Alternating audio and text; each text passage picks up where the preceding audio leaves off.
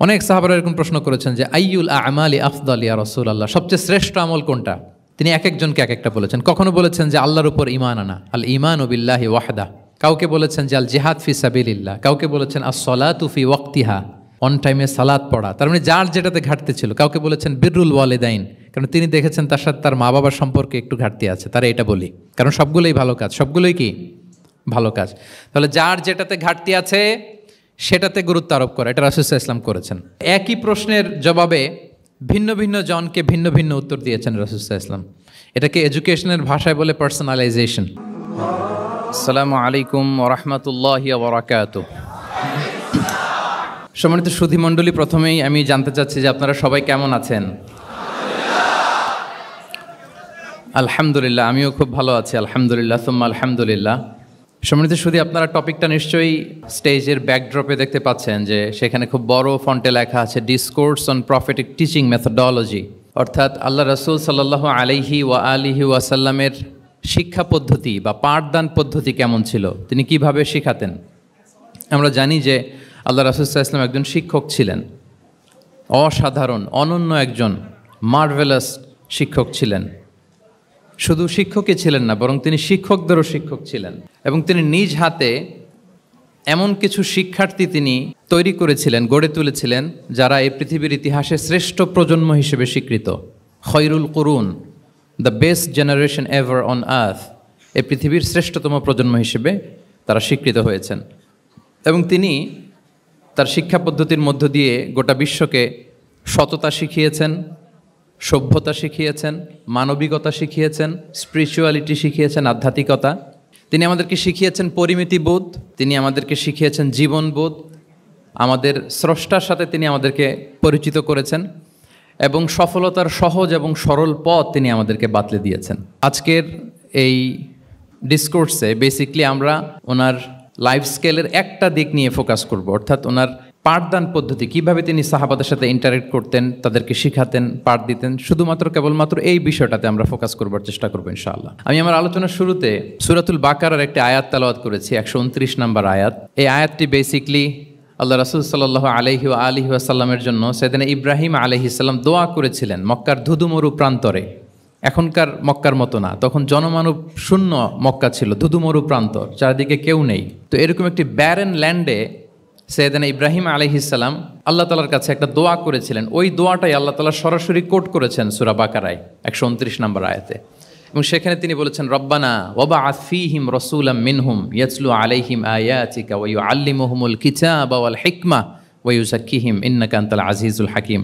মানে হে আমাদের রব, এই ভূখণ্ডের মধ্য থেকেই এই জনপদবাসীর জন্য আপনি একজন রাসূল প্রেরণ করুন, যিনি আপনার নিদর্শনসমূহ তাদের সামনে পাঠ করে শোনাবে, যিনি আপনার কিতাব তাদেরকে শিক্ষা দেবে, তাদেরকে প্রজ্ঞা শিখাবে, পরিশুদ্ধ করবে, এবং নিশ্চয়ই আপনি পরাক্রমশালী, নিশ্চয়ই আপনি প্রজ্ঞাময়। এই দোয়াটি ছিল সাইয়েদনা ইব্রাহিম আলাইহিস সালামের, এবং রাসূল সাল্লাল্লাহু আলাইহি ওয়াসাল্লাম আগমনের প্রায় 2500 বছর আগে ইব্রাহিম আলাইহিস সালাম এই দোয়াটি করেছিলেন। 2500 বছর আগে, যখন কেউ ছিল না মক্কায়। মক্কা ওয়াজ এ টোটালি ব্যারন ল্যান্ড, কোনো গাছপালা ছিল না, কিছু ছিল না। সেই দোয়া আল্লাহ তাআলা কবুল করেছিলেন, এবং এই দোয়ায় বেসিকলি তিনি আখিরি নবীর জন্য 4টা ফিচার কামনা করেছেন, যে আল্লাহ এই 4টা ফিচার দিয়ে আপনি নবী পাঠাবেন। এর মধ্যে একটা ছিল ওয়া ইউআল্লিমুহুমুল কিতাব, যে এমন নবী যেন হয় তিনি এই জনপদের লোকদেরকে কিতাব শিখাবে। কি শিখাবে?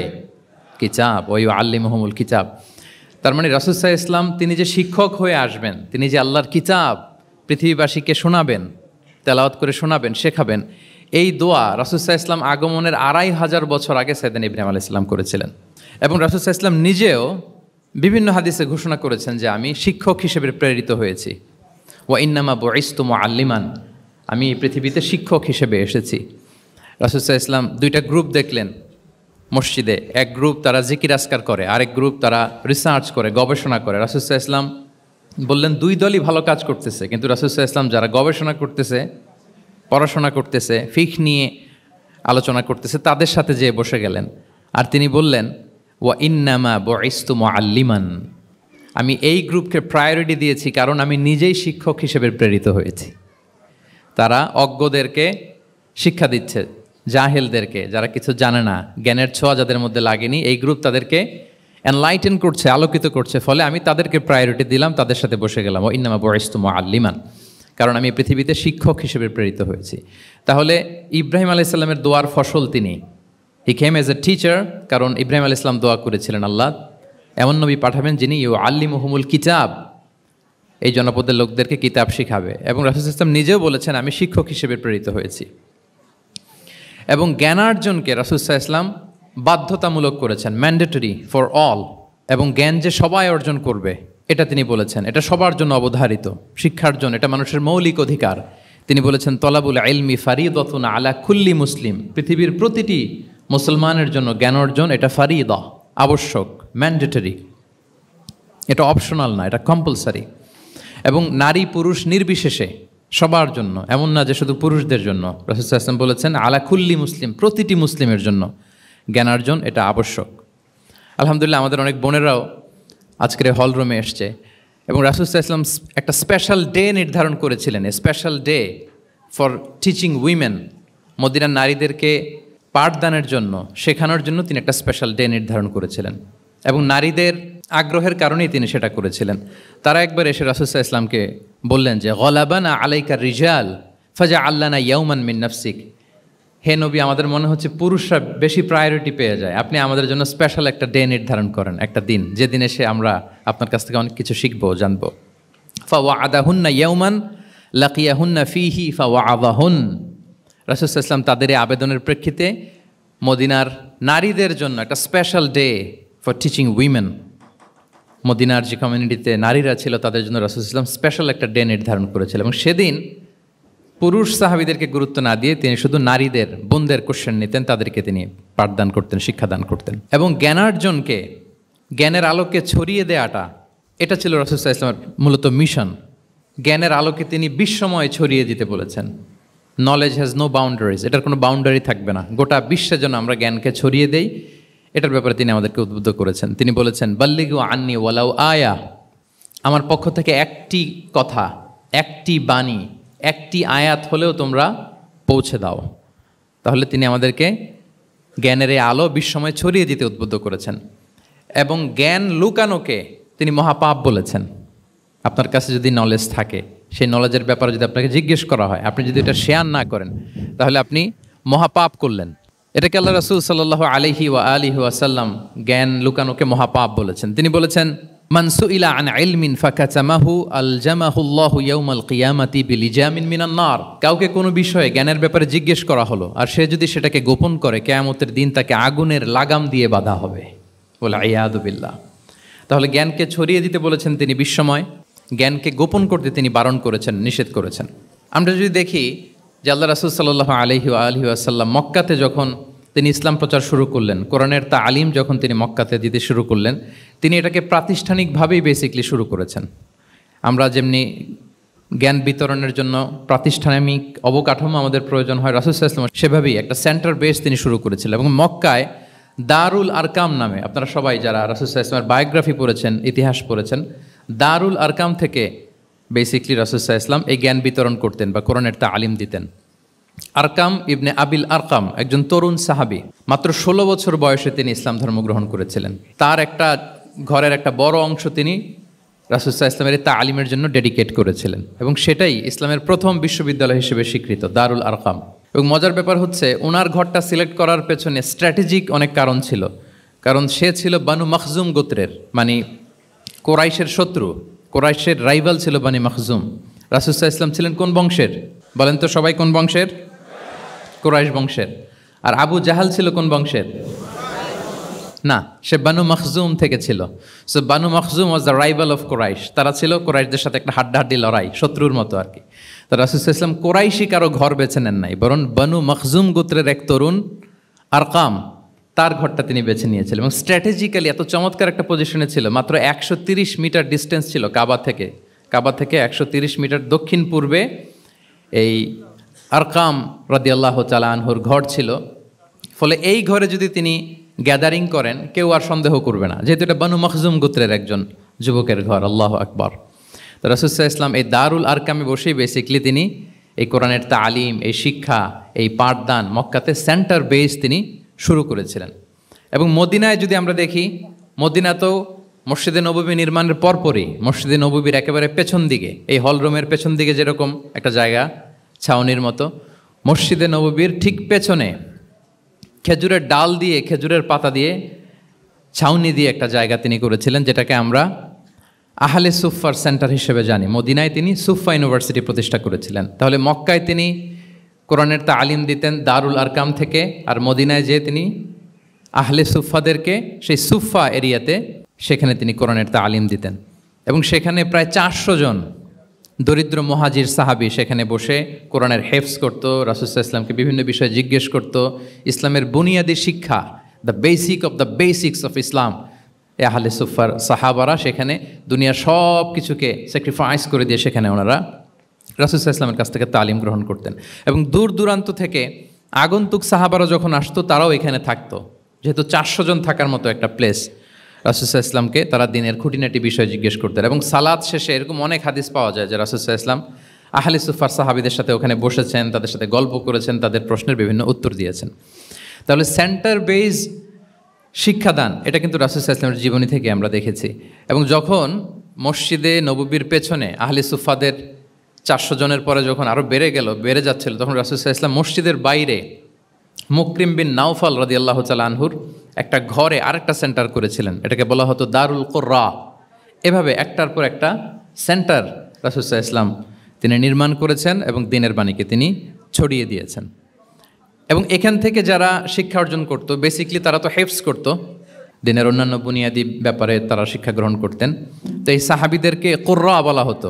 তাদেরকে আবার রাসূল সাল্লাল্লাহু আলাইহি ওয়াসাল্লাম বিভিন্ন এলাকাতে মুআল্লিম হিসেবে প্রেরণ করতেন। এটা রাসূল সাল্লাল্লাহু আলাইহি ওয়াসাল্লামের সুন্নাত ছিল যে কোনো এলাকায় দ্বীনের শিক্ষা দেওয়ার জন্য আগে মুআল্লিম পাঠাতেন। আমরা জানি যে হিজরতের আগে রাসূল সাল্লাল্লাহু আলাইহি ওয়াসাল্লামের আগেও তিনি মদিনাতে একজন সাহাবীকে পাঠিয়েছিলেন, মুসআব বিন উমাইর।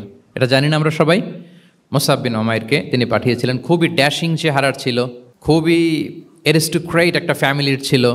উনি এত চমৎকার পারফিউম ইউজ করতেন, উনি কোনো রাস্তা দিয়ে হেঁটে গেলে সবাই বুঝতো এই রাস্তা দিয়ে কিছুক্ষণ আগে হেঁটে গিয়েছে মুসআব বিন উমাইর। বাংলা একটা কথা আছে, আগে দর্শনদারি পরে গুণ বিচারি, এরকম একটা কথা আছে না? সো মদিনার লোকটা যাতে ইসলামের প্রতি খুব দ্রুত অ্যাট্রাক্টেড হয়, এজন্য তিনি আবু বকর রাদিয়াল্লাহু তাআলা আনহুকে পাঠাননি, ওমরে ফারুককে পাঠাননি, বরং মুসআব বিন উমাইর রাদিয়াল্লাহু তাআলা আনহুকে মুআল্লিম হিসেবে, he was the first ambassador of Islam, প্রথম অ্যাম্বাসেডর হিসেবে তিনি মদিনায় গিয়েছিলেন। এবং মদিনাতে আহলে সুফার মধ্যে থেকে যারা অগ্রগামী ছিল, দারুল কুররা থেকে যারা অগ্রগামী ছিল, তাদেরকে আল্লাহ রাসূল সাল্লাল্লাহু আলাইহি ওয়া আলিহি ওয়াসাল্লাম জ্ঞান বিতরণের জন্য, কোরআন শেখানোর জন্য বিভিন্ন জায়গায় পাঠাতেন। আপনারা উহুদের যুদ্ধের পরপরই বিরে মাউনার ঘটনা শুনে থাকবেন। সেখানে রাসূল সাল্লাল্লাহু আলাইহি ওয়াসাল্লাম 70 জন হাফেজ সাহাবী, মানে ওই সময় পর্যন্ত যতটুকু কোরআনের আয়াত নাজিল হয়েছিল এগুলো যারা মুখস্থ করে ফিরেছিলেন, এরকম 70 জন সাহাবীকে একটা এরিয়াতে তিনি পাঠিয়েছিলেন। এবং এটা আসলে বিট্রে করেছিল তারা বলেছিল যে আমরা তাদেরকে নিয়ে যাব আমাদের এলাকায়, তারা দিন পৌঁছাবে। কিন্তু এই 70 জন সাহাবীকে বিট্রে করে তারা হত্যা করেছিল, ওনারা শাহীদ হয়েছিলেন। এবং এতে রাসূল সাল্লাল্লাহু আলাইহি ওয়াসাল্লাম অনেক কষ্ট পেয়েছিলেন। যে সমস্ত গোত্র এই কাজের সাথে জড়িত ছিল, টানা 1 মাস তাদের বিরুদ্ধে রাসূল সাল্লাল্লাহু আলাইহি ওয়াসাল্লাম বদদোয়া করেছেন, কুনুতে নাজেলা করেছেন ফজরের সালাতের পরে। তাহলে এই যে ন্যারেশনগুলো, বর্ণনাগুলো আমি কেন উপস্থাপন করছি আপনাদের সামনে, এটা বোঝানোর জন্য যে এটার পরম্পরাটা কীরকম, রাসূল সাল্লাল্লাহু আলাইহি ওয়াসাল্লাম কীভাবে কোন সেন্টার থেকে শুরু করলেন, তারপরে কিভাবে এটার ডেভেলপমেন্ট হচ্ছিল, তারপরে কিভাবে এটা আগাতে লাগলো। তাহলে রাসূল সাল্লাল্লাহু আলাইহি ওয়াসাল্লাম বিভিন্ন জায়গায় যে মুআল্লিম পাঠাতেন, এটার রেফারেন্সও আমরা পেলাম যে তিনি তো এখানে শেখাচ্ছেন, যখন অনেক বেড়ে গেল, চাহিদা বাইরে অনেক বেশি, তিনি এখান থেকে ছাত্রদেরকে, সাহাবাদেরকে বিভিন্ন জায়গায় মুআল্লিম হিসেবে প্রেরণ করতেন। এবং শিক্ষার বিনিময়ে তিনি বদরের যে বন্দিরা ছিল তাদের মুক্তিপণের অ্যানাউন্সমেন্ট করেছেন, র্যানসম, এটা আপনারা জানেন। আমি একটু কুইজ নিয়ে নেই আপনাদের। বলেন, বদরে মুসলমানদের পক্ষ থেকে শহীদ হয়েছিল কয়জন? 14 জন, মাশাআল্লাহ। আর কুরাইশদের পক্ষ থেকে 70 জন। বন্দী হয়েছিল কয়জন দেখি? হ্যাঁ, 70 জন তারা নিহত হয়েছিল আর 70 জন বন্দী হয়েছিল। তো বদরের যুদ্ধে এই 70 জন যারা কুরাইশদের মধ্যে থেকে বন্দী হয়েছিল, তাদের মুক্তিপণ হিসেবে ফিদিয়া, র্যানসম হিসেবে রাসূল সাল্লাল্লাহু আলাইহি ওয়াসাল্লাম 4000 দিরহামের অ্যানাউন্সমেন্ট করেছেন। মানে দিরহাম মানে হচ্ছে সিলভার কয়েন আর কি। তৎকালীন সময় দিনার হচ্ছে গোল্ড কয়েন আর দিরহাম মানে সিলভার কয়েন। তো রাসূল সাল্লাল্লাহু আলাইহি ওয়াসাল্লাম 4000 সিলভার কয়েনের ঘোষণা করেছেন যে তোমরা যদি মুক্তি পেতে চাও তাহলে 4000 রৌপ্য মুদ্রা দিয়ে, সিলভার কয়েন দিয়ে তারপরে তোমরা মুক্তি পেতে হবে। তখন তিনি অ্যানাউন্স করলেন যে কারো যদি এই সামর্থ্য না থাকে তাহলে এই লোকদের মধ্য থেকে যারা লিখতে পড়তে জানে তারা যদি মদিনার 10 জন শিশুকে লেখাপড়া শিখিয়ে দেয় তাহলে এটা তাদের মুক্তিপণ হয়ে যাবে। আল্লাহু আকবার। তাহলে শিক্ষাটাকে রাসূল সাল্লাল্লাহু আলাইহি ওয়াসাল্লাম কীভাবে দেখতেন, এটাকে কতটা গুরুত্ব দিতেন? তখন কিন্তু মুসলমানদের আর্থিকভাবে খুব কঠিন অবস্থা যাচ্ছিল। তখন এই জাতীয় ফিদিয়াগুলো, র্যানসমগুলো খুব জরুরি ছিল। তারপরে তিনি ঘোষণা করেছেন যাদের সামর্থ্য নাই তারা যদি লিখতে পড়তে জানে, মদিনার 10 জন ছেলে মেয়েকে তারা যদি লেখাপড়া শিখিয়ে দিতে পারে, এইটা তাদের মুক্তিপণ হিসেবে কনসিডার করা হবে। আল্লাহু আকবার।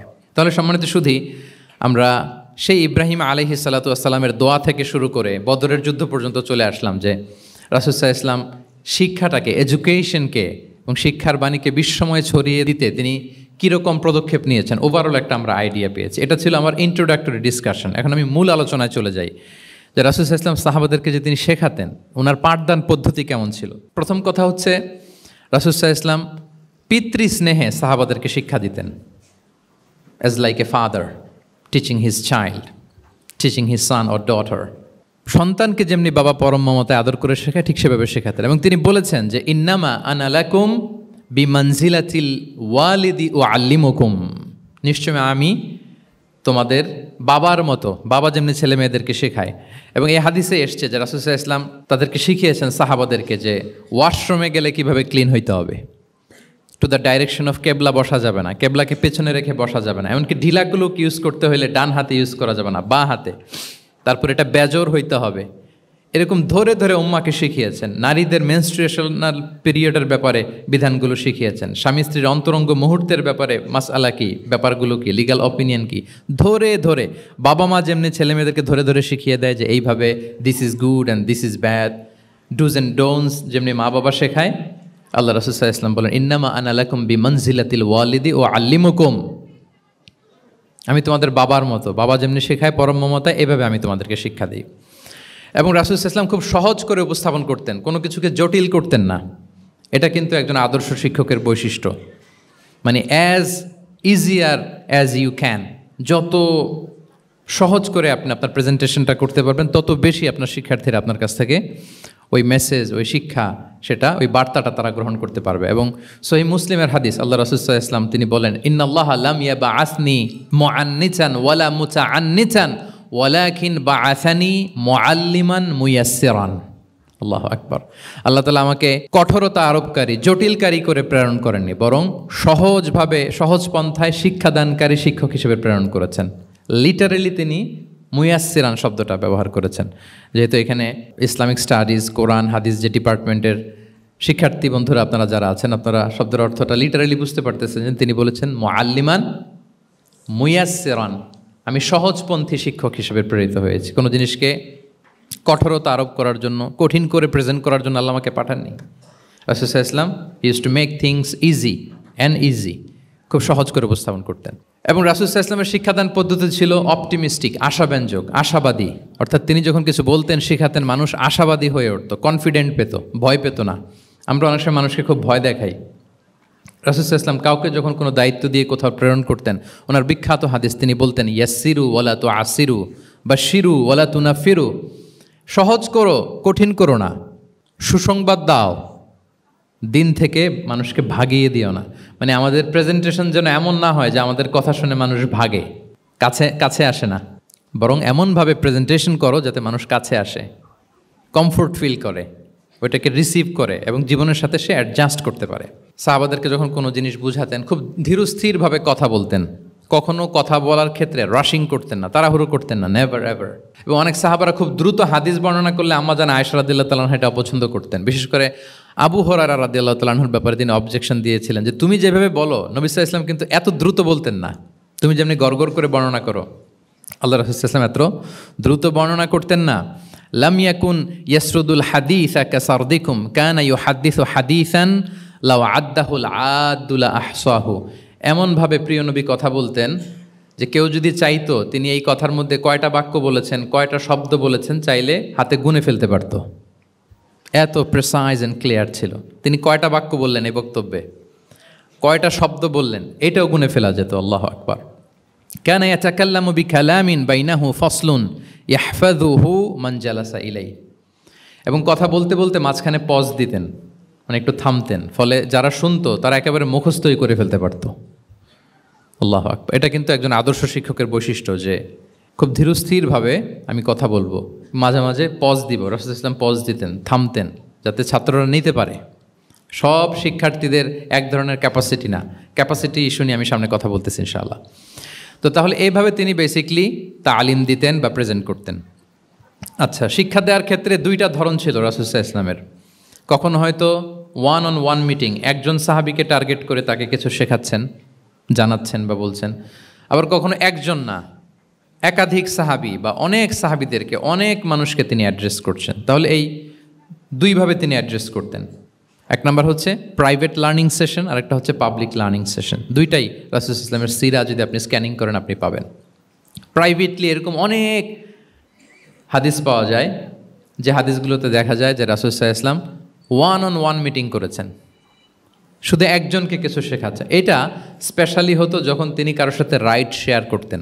রাইড অর্থাৎ তিনি উটে ছিলেন, ওটের পেছনে আরেকজন সাহাবী বসা, তিনি গাধার উপরে বসা, পেছনে আরেক সাহাবী বসা, তিনি খচ্চরের উপর বসা, আরেক সাহাবী বসা। যখন তিনি রাইড শেয়ার করতেন, এরকম ভুরি ভুরি হাদিস আপনারা পাবেন যে মুআয ইবনে জাবাল বলতেছে যে কুনতু রদিফা রাসূলিল্লাহ, কুনতু খালফা রাসূলিল্লাহ, আমি একবার ওটের পেছনে বসা ছিলাম।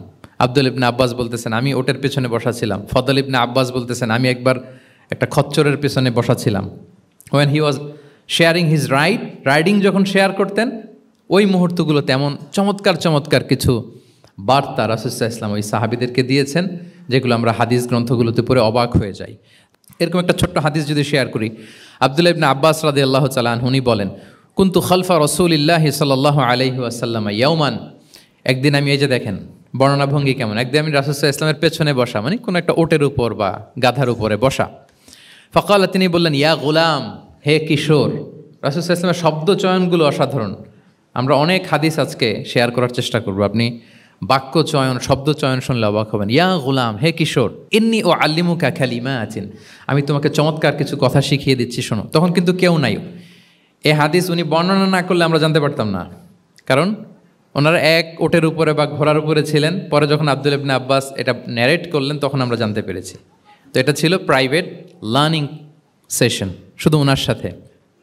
তোমাকে কিছু কথা শিখিয়ে দেই। ইহফাদিল্লাহ ইয়াহফাযকা, ইহফাদিল্লাহ তাজিদহু তুজাহাক, এটা অনেকের মুখস্থ আছে না, বিখ্যাত হাদিস আল আরবাউন আন-নববিয়ার ভেতরেও আছে। তুমি আল্লাহর বিধানগুলোকে সংরক্ষণ করো, রক্ষণাবেক্ষণ করো, টেক কেয়ার করো, আল্লাহ তোমার টেক কেয়ার করবেন। ইদা সাআলতা ফাসআলিল্লাহ, হে আব্দুল্লাহ, যখন চাইবে আল্লাহর কাছে চাইবে, যখন ফরিয়াদের হাত তুলবে কেবলমাত্র আল্লাহর কাছেই তুলবে।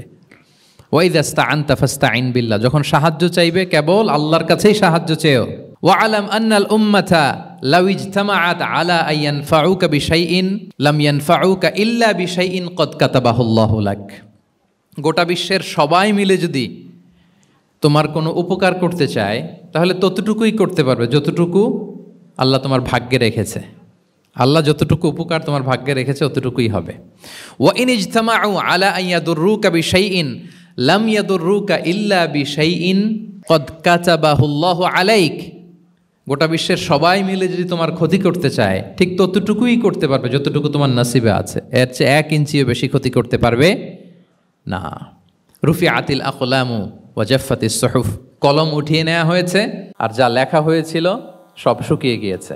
কারণ প্রথম আল্লাহ সৃষ্টি করেছেন কি? কলম। কলমকে আল্লাহ বলেছেন লিখো। আল্লাহ কি লিখবো? উকতুব মাকাদির আল খালক, মহাবিশ্বের যারা আসবে সবার কি হবে না হবে সব লিখো। তো লিখে ফেলছে, এখন যা হবার তাই হবে। তাহলে দেখেন আকীদা সংক্রান্ত, ইসলামের বুনিয়াদী বিশ্বাস সংক্রান্ত চমৎকার কিছু লার্নিং, কিছু লেসন আল্লাহ রাসূল সাল্লাল্লাহু আলাইহি ওয়াসাল্লাম আব্দুল্লাহ ইবনে আব্বাসকে দিয়েছেন। এবং এটা ছিল one on one meeting, private learning session, আর কেউ ছিল না তখন। আব্দুল্লাহ ইবনে আব্বাস এটা শুনেছেন এবং আমাদের কাছে বর্ণনা করেছেন। আচ্ছা, এটা গেল একটা। আরেকটা কি বলেছিলাম? একটা তো প্রাইভেট লার্নিং সেশন, আরেকটা কি পাবলিক লার্নিং সেশন। ওইটা একা একা না, হয়তো অনেক সাহাবী একসাথে আছে, তাদেরকে কিছু বলছেন বা শেখাচ্ছেন। অথবা হিউজ কংগ্রেগেশন, অনেক বড় গ্যাদারিং। লেটস সে মসজিদে নববীতে তিনি যে খুতবাগুলো দিয়েছেন, প্রায় 10 বছর তো তিনি খতিব ছিলেন, এই যতগুলো খুতবা দিয়েছেন এটা অফকোর্স কি পাবলিক লার্নিং সেশন। বিভিন্ন প্রেক্ষাপটে জনপরিসরে দেয়া রাসূল সাল্লাল্লাহু আলাইহি ওয়াসাল্লামের যে শিক্ষামূলক বক্তব্যগুলো, এগুলো পাবলিক লার্নিং সেশন। বিদায় হজের ভাষণ বিশাল এক কংগ্রেগেশনের সামনে তিনি অ্যাড্রেস করেছিলেন, ওইটা কি ছিল? Public learning session. তাহলে সেখানের পদ্ধতিটা বেসিকলি দুই ধরনের, একটা ছিল প্রাইভেট লার্নিং সেশন আর একটা পাবলিক লার্নিং সেশন। আচ্ছা, এই তো, লেটস মুভ অন। এবার আমরা চলে যাব যে তিনি যেসব শিখন পদ্ধতি অবলম্বন করতেন, শেখানোর ক্ষেত্রে কি কি মিনস, কি কি ওয়ে তিনি অবলম্বন করতেন, সেগুলো আমরা শেয়ার করি। অনেকগুলো মিনস তিনি ইউজ করতেন, অনেকভাবে তিনি পাঠদান করতেন, সাহাবাদেরকে শিক্ষা দিতেন। এর মধ্যে অন্যতম একটা মাধ্যম হচ্ছে তিনি সাহাবাদেরকে কোশ্চেন করতেন, কোশ্চেন করে সঠিক উত্তর পেলে তিনি উৎসাহ দিতেন খুব। মনে রাখতে হবে রাসূল সাল্লাল্লাহু আলাইহি ওয়াসাল্লামের শিক্ষাটা বেসিকলি ছিল Q&A বেসড। সামনে আমরা ইন ডেপথ যখন আরও ঢুকবো, basically oral based, oral session ছিল, মুখে মুখে। কারণ আমাদের মতো তো এত কাগজ কলম ছিল না। এখন যেমনি আপনাদেরকে হোমওয়ার্ক দেয়, অ্যাসাইনমেন্ট দেয়, এগুলো ছিল নাকি তখন? রাসূল সাল্লাল্লাহু আলাইহি ওয়াসাল্লামের সময় অ্যাসাইনমেন্ট দেওয়ার রীতি ছিল? বলেন, আপনাদের অ্যাসাইনমেন্ট দেয় স্যাররা? হ্যাঁ। তো এই যে এখন স্যাররা হোমওয়ার্ক দেন, কাজ দেন, অ্যাসাইনমেন্ট দেন, এটা তো ওই সময় ছিল না। ফলে এটা রাসূল সাল্লাল্লাহু আলাইহি ওয়াসাল্লামের পাঠদান পদ্ধতিটা বেসিকলি ছিল Q&A বেসড, প্রশ্নোত্তর পর্ব। সাহাবারা জিজ্ঞেস করতেন, না জানলে রাসূল সাল্লাল্লাহু আলাইহি ওয়াসাল্লাম আবার জিজ্ঞেস করতেন, দেখি ওরা জানে কি না। এরকম অনেকভাবে তিনি শেখাতেন, আমরা সামনের দিকে আরও দেখব। তো রাসূল সাল্লাল্লাহু আলাইহি ওয়াসাল্লাম সাহাবাদেরকে প্রশ্ন ছুড়তেন, তিনি ট্রাই করতেন, দেখতেন যে দেখি ওরা পারে কিনা, ব্যাপারটা জানে কিনা। যদি কেউ সঠিক আনসার দিতে পারতো, রাসূল সাল্লাল্লাহু আলাইহি ওয়াসাল্লাম খুব প্রশংসা করতেন এবং উৎসাহ দিতেন। স্যাররা যখন আমাদের ক্লাসে প্রশংসা করে, ভাল লাগে না আমাদের? আমার প্রেজেন্টেশন খুব প্রশংসা করলো, আমার অ্যাসাইনমেন্টের খুব প্রশংসা করলো, আমাকে ইন্সপায়ার করলো, আমি আরও মোটিভেটেড হব না? হয়তো আমরা নাকি হই। তো রাসূল সাল্লাল্লাহু আলাইহি ওয়াসাল্লাম এটাই করতেন। উবাই ইবনে কাআব রাদিয়াল্লাহু তাআলা আনহুকে উনি প্রশ্ন করলেন, আল্লাহ রাসূল সাল্লাল্লাহু আলাইহি ওয়া আলিহি ওয়াসাল্লাম প্রশ্ন করলেন যে, ইয়া আবাল মুনযির, এটা ওনার কুনিয়া, আতাদরি আইয়ু আয়াতিন মিন কিতাবিল্লাহি মাআকা আ'যাম, তুমি কি জানো যে আল্লাহর সর্বশ্রেষ্ঠ আয়াত কোনটা, তুমি জানো? তখন উবাই ইবনে কাআব রাদিয়াল্লাহু তাআলা আনহু বললেন যে, আল্লাহু লা ইলাহা ইল্লা হুয়াল হাইয়ুল কাইয়্যুম, মানে আয়াতুল কুরসি। এটা কোন আয়াত? আয়াতুল কুরসি। এটা ফরজ সালাতের পর আমরা সবাই পড়ি তো নাকি? হ্যাঁ, মান কারা আয়াতুল কুরসি দুবরা কুল্লি সালাতিন মাকতুবাতিন লাম ইয়ামনাহু মিন দুখুলিল জান্নাতি ইল্লাল মাউত। ফরজ সালাতের পরে যারা আয়াতুল কুরসি পড়ে, তার জান্নাতে প্রবেশে কোনো বাধা থাকে না, একটা জিনিস ছাড়া, মানে মৃত্যু, মরণ। লোকটা মরে না, তাই জান্নাতে যায় না, মূল্যে জান্নাতি। হে ইয়া আবাল মুনযির, তুমি কি জানো কোরআনের সর্বশ্রেষ্ঠ আয়াত কোনটা? তিনি বললেন যে আয়াতুল কুরসি। এটা শুনে রাসূল সাল্লাল্লাহু আলাইহি ওয়াসাল্লাম খুব খুশি হলেন। খুশি হয়ে কী করলেন? ফাদারাবা ফি সদরি, তিনি বললেন যে তিনি আমার বুকে একটা আলতো চাপড় দিলেন। এটা ভালোবাসার আলতো চাপড়, এরকম উৎসাহ দেওয়ার জন্য, যে সাবাস। আমরা মাঝে পিঠে কাউকে আলতো চাপড় দিয়ে কি বলি? ব্রেভো, সাবাস, মাশাআল্লাহ, এগুলো বলি না? তো রাসূল সাল্লাল্লাহু আলাইহি ওয়াসাল্লাম বুকে আলতো চাপড় দিয়ে বললেন, ওয়াল্লাহি লিয়াহনিকাল ইলমু আবাল মুনযির, তোমার ইলম, তোমার জ্ঞান কল্যাণময় হোক হে আবাল মুনযির, মোবারক হোক তোমার জন্য তোমার ইলম। May knowledge be pleasant for you, তোমার জ্ঞানটা বরকতময় হোক, কল্যাণময় হোক। তাহলে তিনি যখন সঠিক উত্তর দিতে পারলেন, রাসূল ইসলাম খুশি হয়ে বুকে আলতো চাপড় দিয়ে তার প্রশংসা করলেন, তার জন্য দোয়া করলেন। রাসূল ইসলাম এভাবে উৎসাহ দিতেন। এতে করে কি হয়? শিক্ষার্থীদের কনফিডেন্ট বাড়ে। কি হয়? যে স্যার যখন আমাকে এত কিছু বলতেছে, তাহলে নিশ্চয়ই আমি কিছু একটা ভালো কিছু করছি, আমাকে দিয়ে কিছু একটা হবে। আমাকে দিয়ে, আমরা অনেক সময় ভুল করে বলে ফেলি যে তোকে দিয়ে কিছুই হবে না, বলে ফেলি না? এতে হয় কি? কনফিডেন্ট কমে যায়। মা বাবারাও এটা করে যে তুই কিছুই পারবি না, তোকে দিয়ে কিছুই হবে না। বাংলাদেশে একটা বিখ্যাত কথা আছে, ওই যে ছেলে মেয়ে A+ না পেলে পাশের বাড়ির কেউ পেলে বলে যে ওর পা ধোয়া পানি খা। তো আসলে এতে কি হয়? কনফিডেন্স কমে যায় ছেলে মেয়েদের। এটা যেন আমরা না বলি, বরং ওদেরকে ইন্সপায়ার করতে হবে, হ্যাঁ, উৎসাহিত করতে হবে, প্রশংসা করতে হবে। সাহাবীদের ভালো কিছু দেখলে সঠিক উত্তর তারা দিতে বলে রাসূল ইসলাম এভাবে প্রশংসা করতেন। আচ্ছা, গেল, এটা একটা পদ্ধতি। আরেকটা হচ্ছে, কোনো গুরুত্বপূর্ণ জিনিসকে এমফেসাইজ করার জন্য রাসূল ইসলাম রেপিটেশন করতেন, তাকরার করতেন। গুরুত্বপূর্ণ জিনিসকে তিনি 3 বার উল্লেখ করতেন, তাকরার করতেন। আত-তাকওয়া হাহুনা, আত-তাকওয়া হাহুনা, আত-তাকওয়া হাহুনা ওয়া ইউশিরু ইলা সদরিহি সালাসা মাররাত। তাকওয়া এখানে, এখানে, এখানে 3 বার। একবার বললেই তো হয়ে যায়, 3 বার কেন বলেন? এটা গুরুত্বপূর্ণ, ভেরি ইম্পর্টেন্ট ইস্যু। গুরুত্ব বোঝানোর জন্য এমফেসাইজ করতে যেয়ে তিনি কোনো জিনিসকে কয়বার বলতেন? 3 বার। বিদায় হজের ভাষণ যখন দিলেন, ভাষণ দেয়া শেষ, এবার বলতেছে আল্লাহুম্মা হাল বাল্লাগতু, আল্লাহুম্মা হাল বাল্লাগতু, আল্লাহুম্মা হাল বাল্লাগতু, আল্লাহুম্মা ফাশহাদ। 3 বার বললেন যে আল্লাহ আমাকে যা পৌঁছাতে বলেছেন, হে মহাসমাবেশ, তোমরা বলো আমি কি পৌঁছাতে পেরেছি? আমি কি ঠিকঠাক পৌঁছালাম? আমি কি সব তোমাদেরকে বলেছি? সাক্ষ্য দাও, সাক্ষ্য দাও। সবাই বলল ইয়া রাসূলুল্লাহ, আল্লাহ যেমনটি বলেছেন সব আপনি আমাদের কাছে পৌঁছে দিয়েছেন, কিছু লুকোচুরি করেন নাই, কিছু লুকান নাই। তাহলে 3 বার জানতে চাইলেন, কয়বার? এটা রাসূল সাল্লাল্লাহু আলাইহি ওয়াসাল্লামের একটা গুরুত্বপূর্ণ অভ্যেস ছিল, যেটাকে তিনি এমফেসাইজ করতে চাইতেন, যেটা গুরুত্বপূর্ণ কোনো বিষয় এটাকে তিনি রিপিট করতেন বারবার, সাধারণত 3 বার। সাধারণত কয়বার? তাহলে গুরুত্বপূর্ণ জিনিসগুলো আমরা বারবার বলবো যাতে আমাদের শিক্ষার্থীরা সহজে সেটা মুখস্থ করে ফেলতে পারে। আবার রাইডিং শেয়ারের আর একটা ঘটনা, মুআয ইবনে জাবাল রাদিয়াল্লাহু তাআলা আনহু, উনি একবার রাসূল সাল্লাল্লাহু আলাইহি ওয়াসাল্লামের সাথে বাহনের পেছনে ছিলেন, হয়তো উট। কুনতু রিদফান নবী, মুআয ইবনে জাবাল বলেন, আমি রাসূল সাল্লাল্লাহু আলাইহি ওয়াসাল্লামের পেছনে একবার বসা ছিলাম।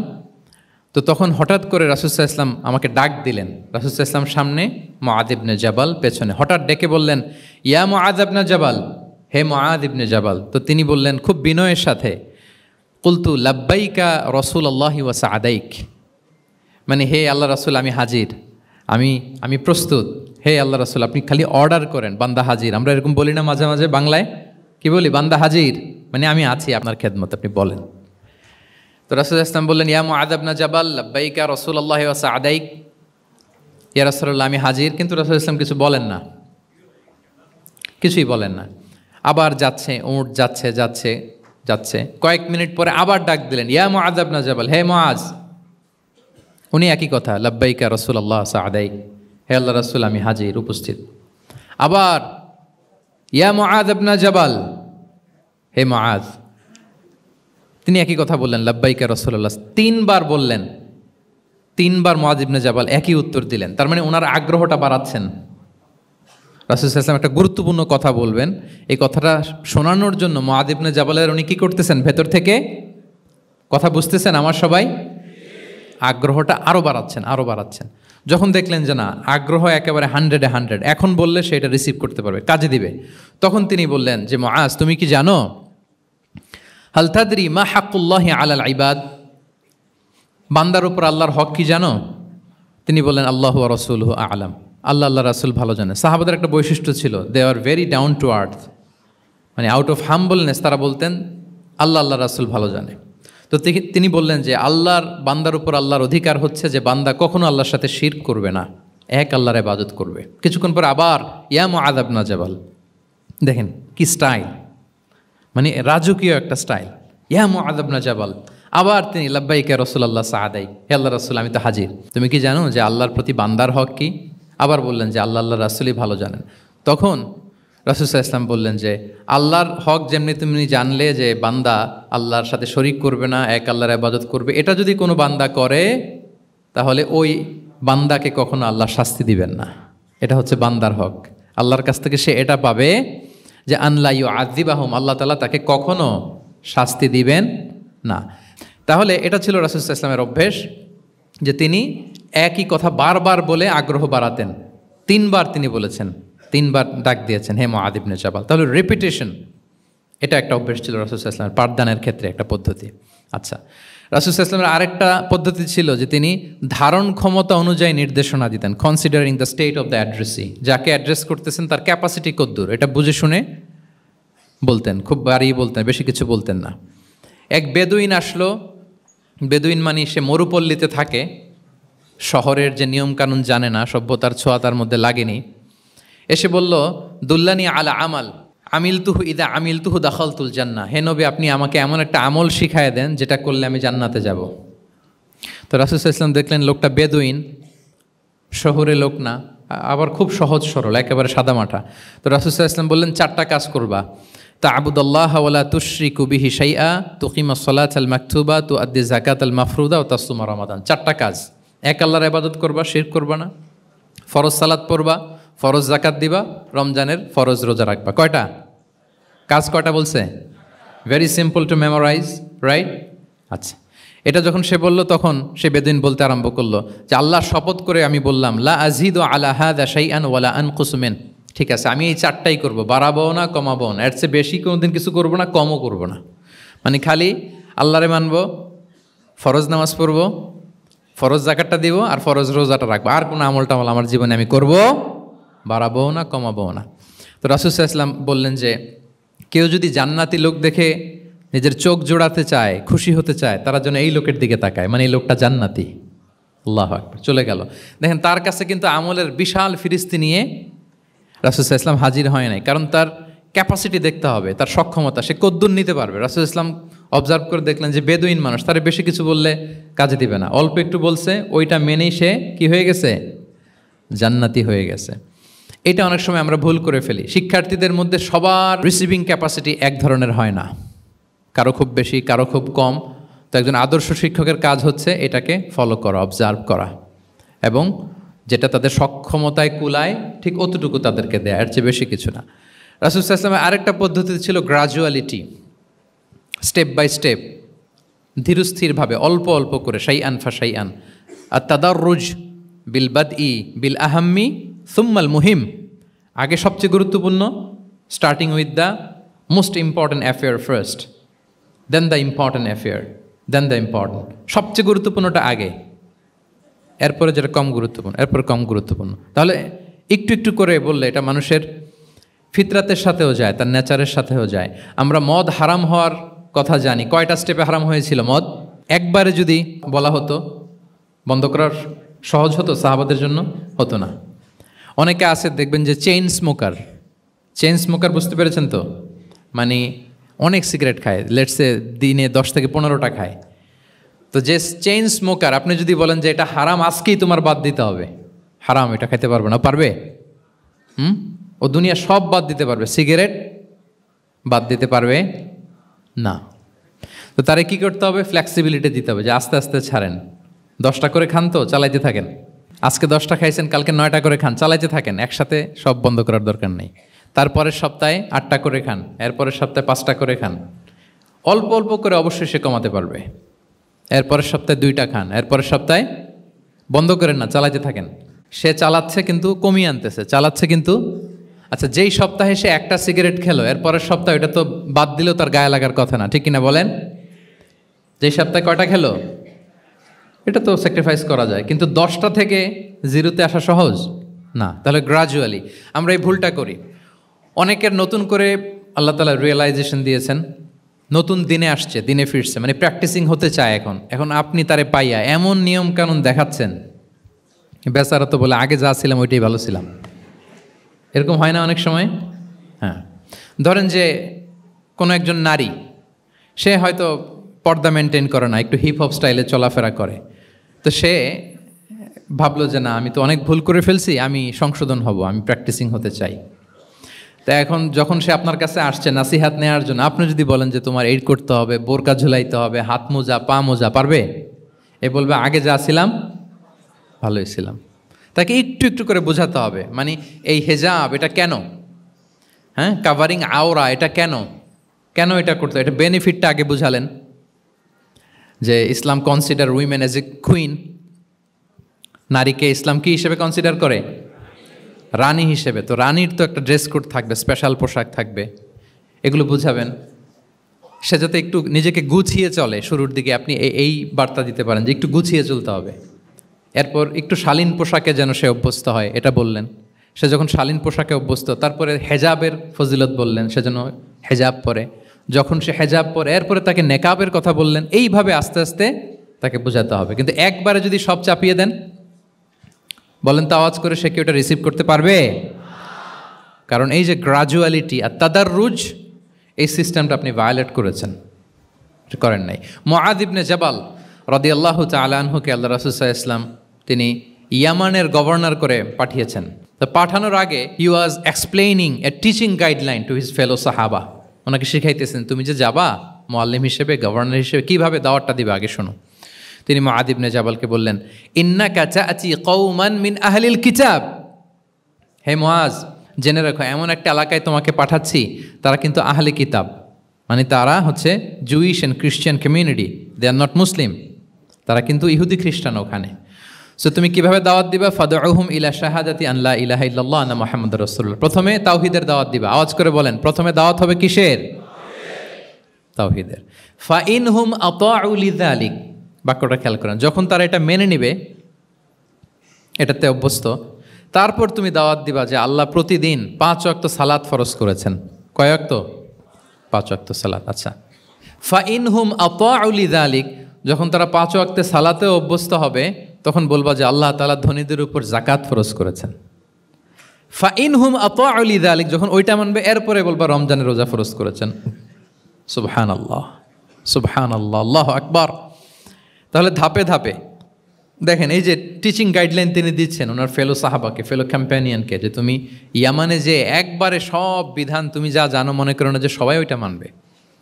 তারা জুইশ, তারা খ্রিস্টিয়ান, একটু একটু করে তাদেরকে দাওয়াত দিতে হবে। তাহলে গ্রাজুয়ালিটি পাঠদান পদ্ধতির একটা অন্যতম বিষয় হচ্ছে কি গ্রাজুয়ালিটি, মানে ধাপে ধাপে ধীরে ধীরে অল্প অল্প করে বোঝানো। আচ্ছা, রাসূল সাল্লাল্লাহু আলাইহি ওয়াসাল্লাম মাঝে মাঝে কোনো কথার গুরুত্ব বোঝানোর জন্য শপথ করতেন, drawing attention by making oath, শপথ করে কথার গুরুত্ব বোঝাতেন। তিনি বলতেন, ওয়াল্লাহি ইন্নী লা আস্তাগফিরুল্লাহ ওয়া আতুবু ইলাইহি ফিল ইয়াউমি আকসারা মিন ৭০ মাররা। আল্লাহর শপথ, আমি নবী প্রতিদিন ৭০ বারেরও বেশি তওবা ইস্তেগফার করি। কয়বারেরও বেশি? ৭০ বার। এই কথাটার তাওবা ইস্তেগফারের গুরুত্ব বোঝাতে যেয়ে তিনি শুরুতে বলেছেন ওয়াল্লাহি, আল্লাহর শপথ। এরকম অনেক হাদিসে পাওয়া যায়, তিনি বলেছেন ওয়াল্লাযী নাফসু মুহাম্মাদিন বিয়াদিহি, ওই সত্তার শপথ যার হাতে মুহাম্মাদের আত্মা। আবার মাঝে মাঝে বলেছেন ওয়াল্লাযী নাফসি বিয়াদিহি, ওই সত্তার শপথ যার হাতে আমার আত্মা। এভাবে বলে তিনি কথা শুরু করেছেন। যখন তিনি এরকম শপথ করতেন তখন কথার গুরুত্ব বোঝা যেত। কি বোঝা যেত? গুরুত্ব বোঝা যেত। তাহলে শপথ করে মাঝে মাঝে তিনি জিনিস বোঝাতেন। আচ্ছা, আমরা আমাদের বিভিন্ন প্রেজেন্টেশন বা লেকচার বোঝানোর জন্য অনেক মিনস ইউজ করি না? আল ওয়াসাইল তালিমিয়া, এটাও কিন্তু রাসূল সাল্লাল্লাহু আলাইহি ওয়াসাল্লাম করতেন। আমরা কি কি করি আমি তো জানি না, আপনাদের আইএসসিতে ক্লাসরুমগুলো কেমন, নিশ্চয়ই সেখানে হোয়াইট বোর্ডে তো আছেন। হোয়াইট বোর্ডে কী দিয়ে লেখা হয়? মার্কার। আচ্ছা, প্রেজেন্টেশন স্লাইড মাঝে মাঝে ইউজ করেন না? বা টিচার করে কি না?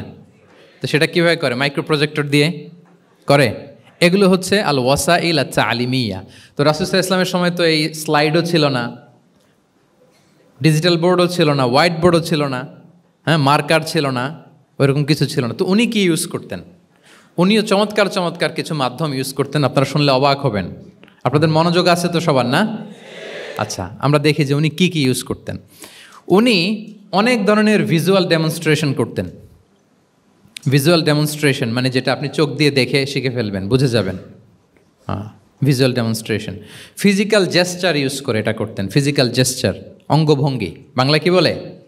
অঙ্গভঙ্গি। রাসূল সাল্লাল্লাহু আলাইহি ওয়াসাল্লাম, এটাতে তো আর কিছু আধুনিক বিজ্ঞান আইটি তো লাগতেছে না, কি বলেন? আমার হাত পা দিয়ে আমি একটা কিছু বোঝাচ্ছি। তো রাসূল সাল্লাল্লাহু আলাইহি ওয়াসাল্লাম কিন্তু এটা করতেন। একবার তিনি ইয়াতিমের রক্ষণাবেক্ষণ যারা করে তাদের মর্যাদা কত, ফজিলত কত, এটা বোঝাতে যে একবার তিনি বলতেছেন আনা ওয়া কাফিলুল ইয়াতিমি ফিল জান্নাতি কাহাতাইন, আমি এবং এতিমের রক্ষণাবেক্ষণকারী জান্নাতে ঠিক এইভাবে থাকবো। এইভাবে থাকবো মানে খুব কাছাকাছি থাকবো। He will be my neighbour, very close neighbour. এবং বোঝাতে যে এই যে উস্তা আর সাব বাবা, দুই আঙ্গুল এভাবে, এই আঙ্গুল থেকে এই আঙ্গুলের দূরত্ব কতটুকু?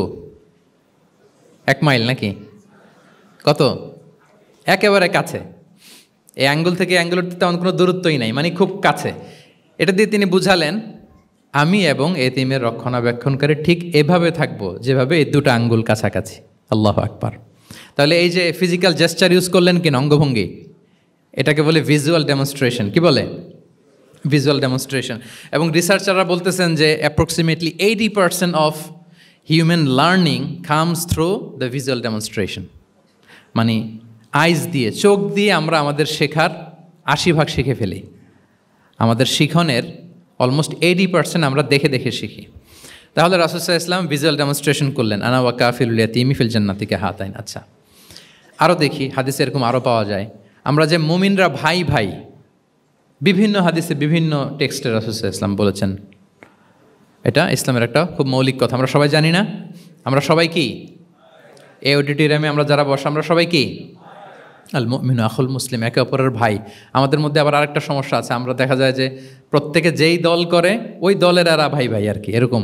এই হাদিসের একটা নিজস্ব অর্থ বলয় আমরা করে নিয়েছি যে ভাই ভাই ঠিক আছে, বাট আমি এই দলের, সো আমরা ভাই ভাই।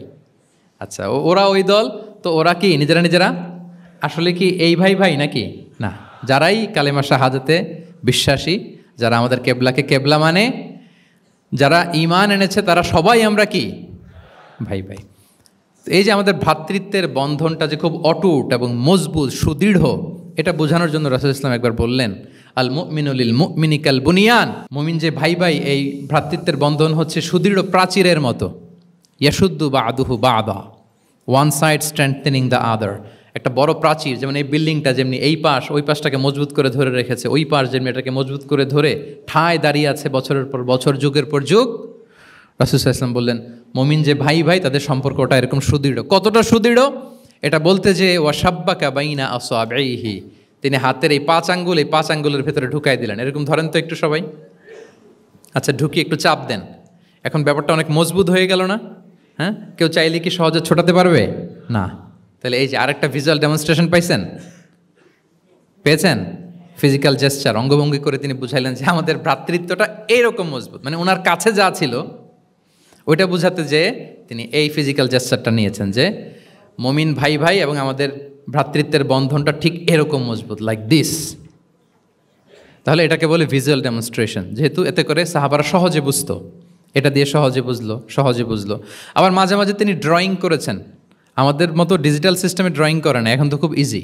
তো তিনি কীভাবে ড্রয়িং করেছেন, একবার সাহাবিদেরকে নিয়ে তিনি মরুভূমির মাঝখানে খেজুরের ডাল নিয়ে একটা স্ট্রেট লাইন, সরল রেখা আঁকলেন। খত্তালানা রসুল্লাহ সাল্লাল্লাহু আলাইহি ওয়াসাল্লাম খত্তান, আল্লাহ রাসূল সাল্লাল্লাহু আলাইহি ওয়াসাল্লাম মরুভূমিতে খেজুরের ডাল দিয়ে টেনে একটা স্ট্রেট লাইন মানে সরল রেখা আঁকলেন। একে বললেন হাযা সাবিলুল্লাহ, এটা হচ্ছে আল্লাহর রাস্তা, মানে সিরাতুম মুস্তাকিম। এরপরে এই স্ট্রেট লাইন সরল রেখার ডানে বায়ে ছোট ছোট অনেকগুলো দাগ কাটলেন খেজুরের ডাল দিয়ে, আর বললেন হাযিহি সুবুলুশ শাইতান, এগুলো হচ্ছে শয়তানের রাস্তা। ফি কুল্লি সাবিলিন শাইতান, এই প্রত্যেকটা রাস্তায় একটা করে শয়তান থাকে, সে তার শয়তানি কাজের হাতছানি তোমাদের দেয়। তাহলে খেজুরের ডাল দিয়ে একটা স্ট্রেট লাইন সরল রেখা করে বললেন এটা সিরাতুম মুস্তাকিম সাবিলুল্লাহ, আর ডানে বায়ে ছোট ছোট দাগ কেটে বললেন এগুলো হচ্ছে সাবিলুশ শয়তান, ওই পথে শয়তানের হাতছানি দেয়া পথে কভু যাওয়া যাবে, বরং সিরাতুল মুস্তাকিমে থাকা লাগবে। তাহলে এই যে ভিজুয়াল ডেমনস্ট্রেশন ব্যাপারটা ক্লিয়ার হয়েছে না? কাফিলুল ইয়াতীমি কাহাতাইন শাব্বাকা বাইনা আসাবিহি খাত্তালানা রাসূল সাল্লাল্লাহু আলাইহি ওয়াসাল্লাম খাত্তা। তাহলে এভাবে ওনার সাধ্যের নাগালে যা যা ছিল সাহাবাদেরকে আরও বুঝাতে, ভালো করে to clarify the issue, to visualise the matter, রাসূল সাল্লাল্লাহু আলাইহি ওয়াসাল্লাম এগুলোর ব্যবহার করেছেন। এরপর মাঝে মাঝে সাহাবীদের মস্তিষ্কের যাতে ব্যায়াম হয়, শিক্ষার্থীর কল্পনার জগতে কোনো কিছু চিত্রায়িত করা, এতে করে মস্তিষ্কের ব্যায়াম হয় আর কি, to enhance the power of imagination, আপনার ইমাজিনারি পাওয়ারকে ডেভেলপ করবার জন্য। রাসূল সাল্লাল্লাহু আলাইহি ওয়াসাল্লাম হাদিসে এরকম অনেক কথা বলেছেন যে তোমরা একটু ভাবো তো, এরকম হইলে কেমন হয়, এমন হইলে কেমন হয়, তেমন হইলে কেমন হবে।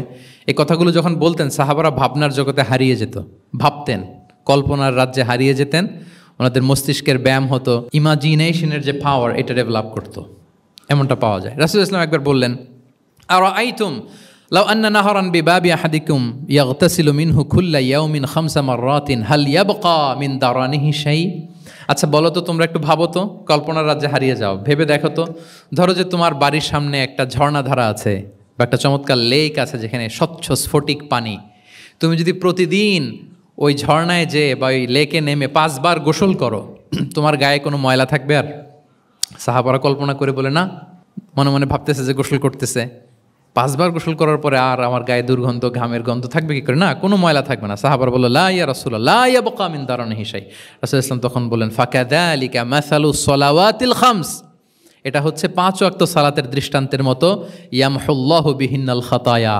কারো ঘরের সামনে যদি একটা স্বচ্ছ লেক থাকে, পানির ফোয়ারা, সে যদি 5 বার গোসল করে তার গায়ে যেমনি কোনো দুর্গন্ধ, ময়লা, আবর্জনা কিছু থাকে না, কেউ যখন 5 ওয়াক্ত সালাত আদায় করে তখন এই সালাতও তার সব গুনাহগুলোকে ধুয়ে মুছে এরকম পাক পবিত্র সাফ করে দেয়। সুবহানাল্লাহ। বুঝে গেলেন যে সালাওয়াতুল খামস কিভাবে আমাদের পাপ মুছে ক্লিনজিং করে, এটা সাহাবারা ইজিলি বুঝে গেলেন।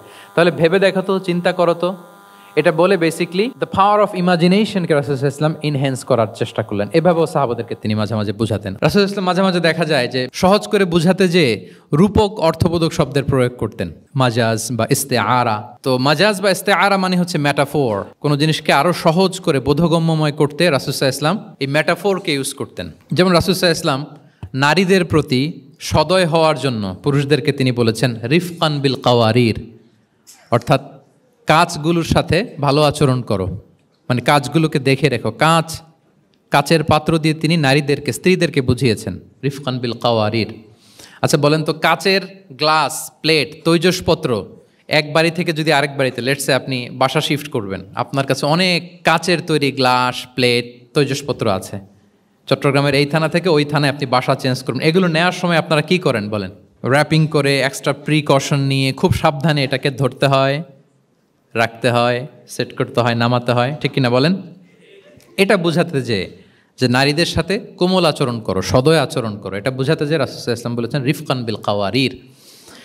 একবার স্ত্রীরা, আমাদের আম্মা জানেরা রাসূল সাল্লাল্লাহু আলাইহি ওয়াসাল্লামের সাথে সফরে যাচ্ছেন, খুব সম্ভবত হজের সফরে। তো ওনারা যখন পালকিতে চড়বেন, ওখান থেকে হাওদাজে উঠাবেন, খুব দ্রুত তাড়াহুড়ো করে কিছু লোকজন ওই পালকি উঠাচ্ছিল। তখন রাসূল সাল্লাল্লাহু আলাইহি ওয়াসাল্লাম বললেন, ওয়াই হাক ইয়া আনজাসা সাউকাকা রিফকান বিল কাওয়ারির, খুব সাবধানে নিয়ে যাও, কাজগুলোকে একটু দেখে শুনে নাও, কাচের বোতলগুলো, গ্লাসগুলো দেখে শুনে নাও, মানে স্ত্রীদেরকে একটু দেখে শুনে যত্নের সাথে নিয়ে নাও।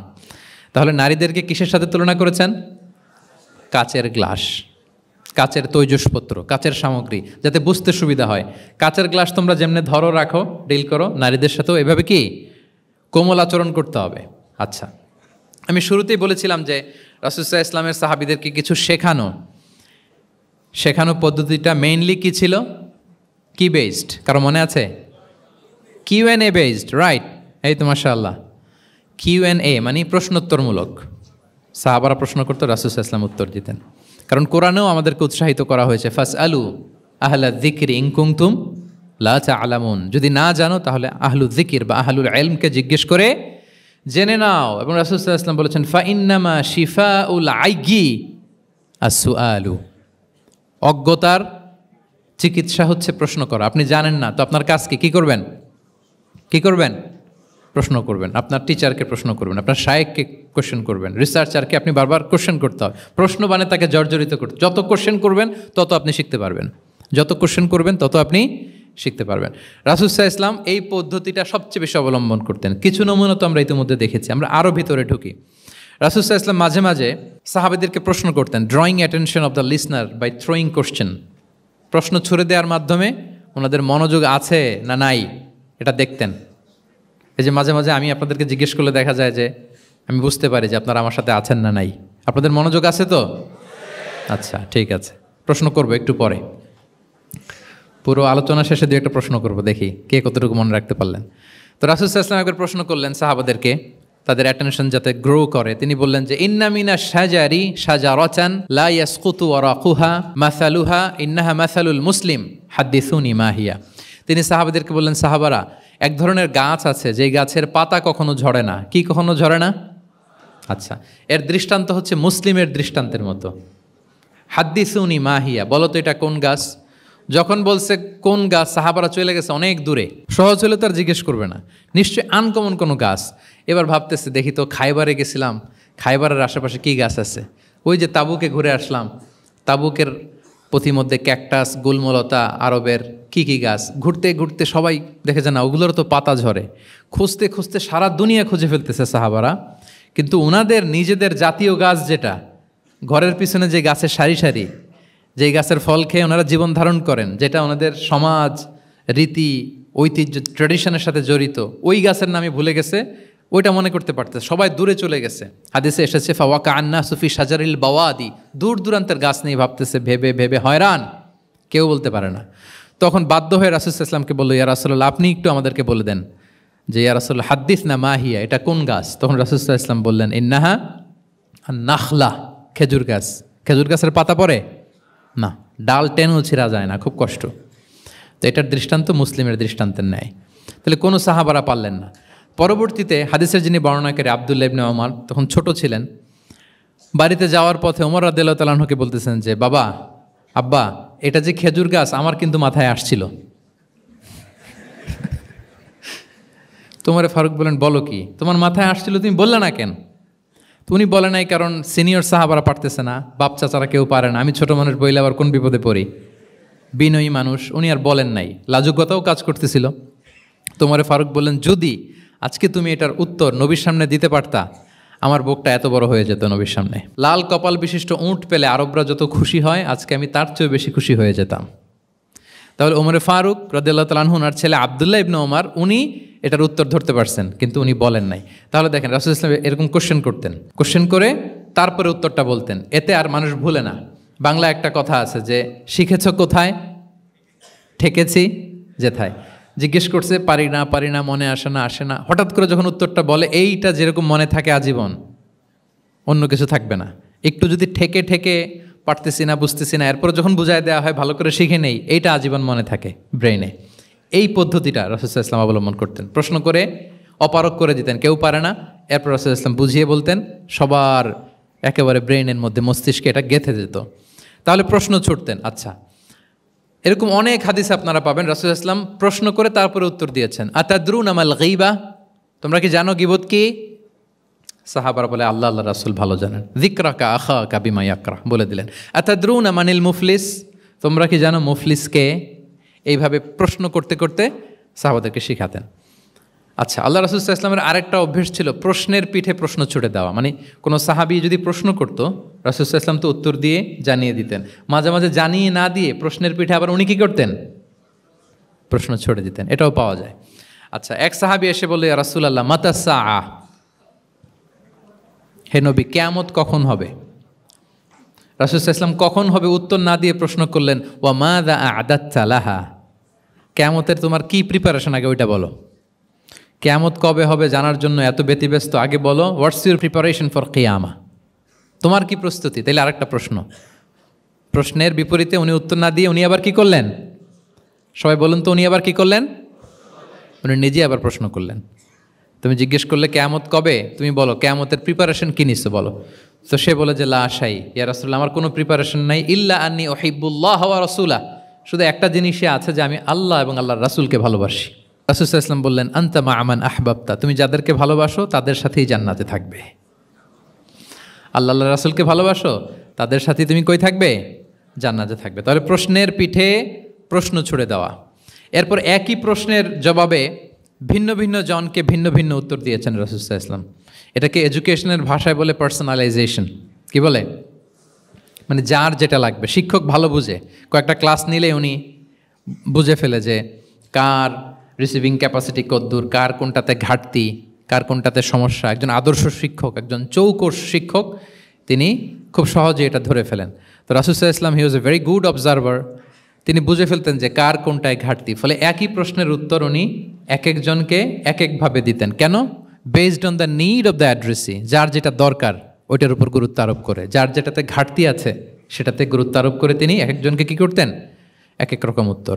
অনেক সাহাবারা এরকম প্রশ্ন করেছেন যে আইয়ুল আমালি আফদাল ইয়া রাসূলুল্লাহ, সবচেয়ে শ্রেষ্ঠ আমল কোনটা?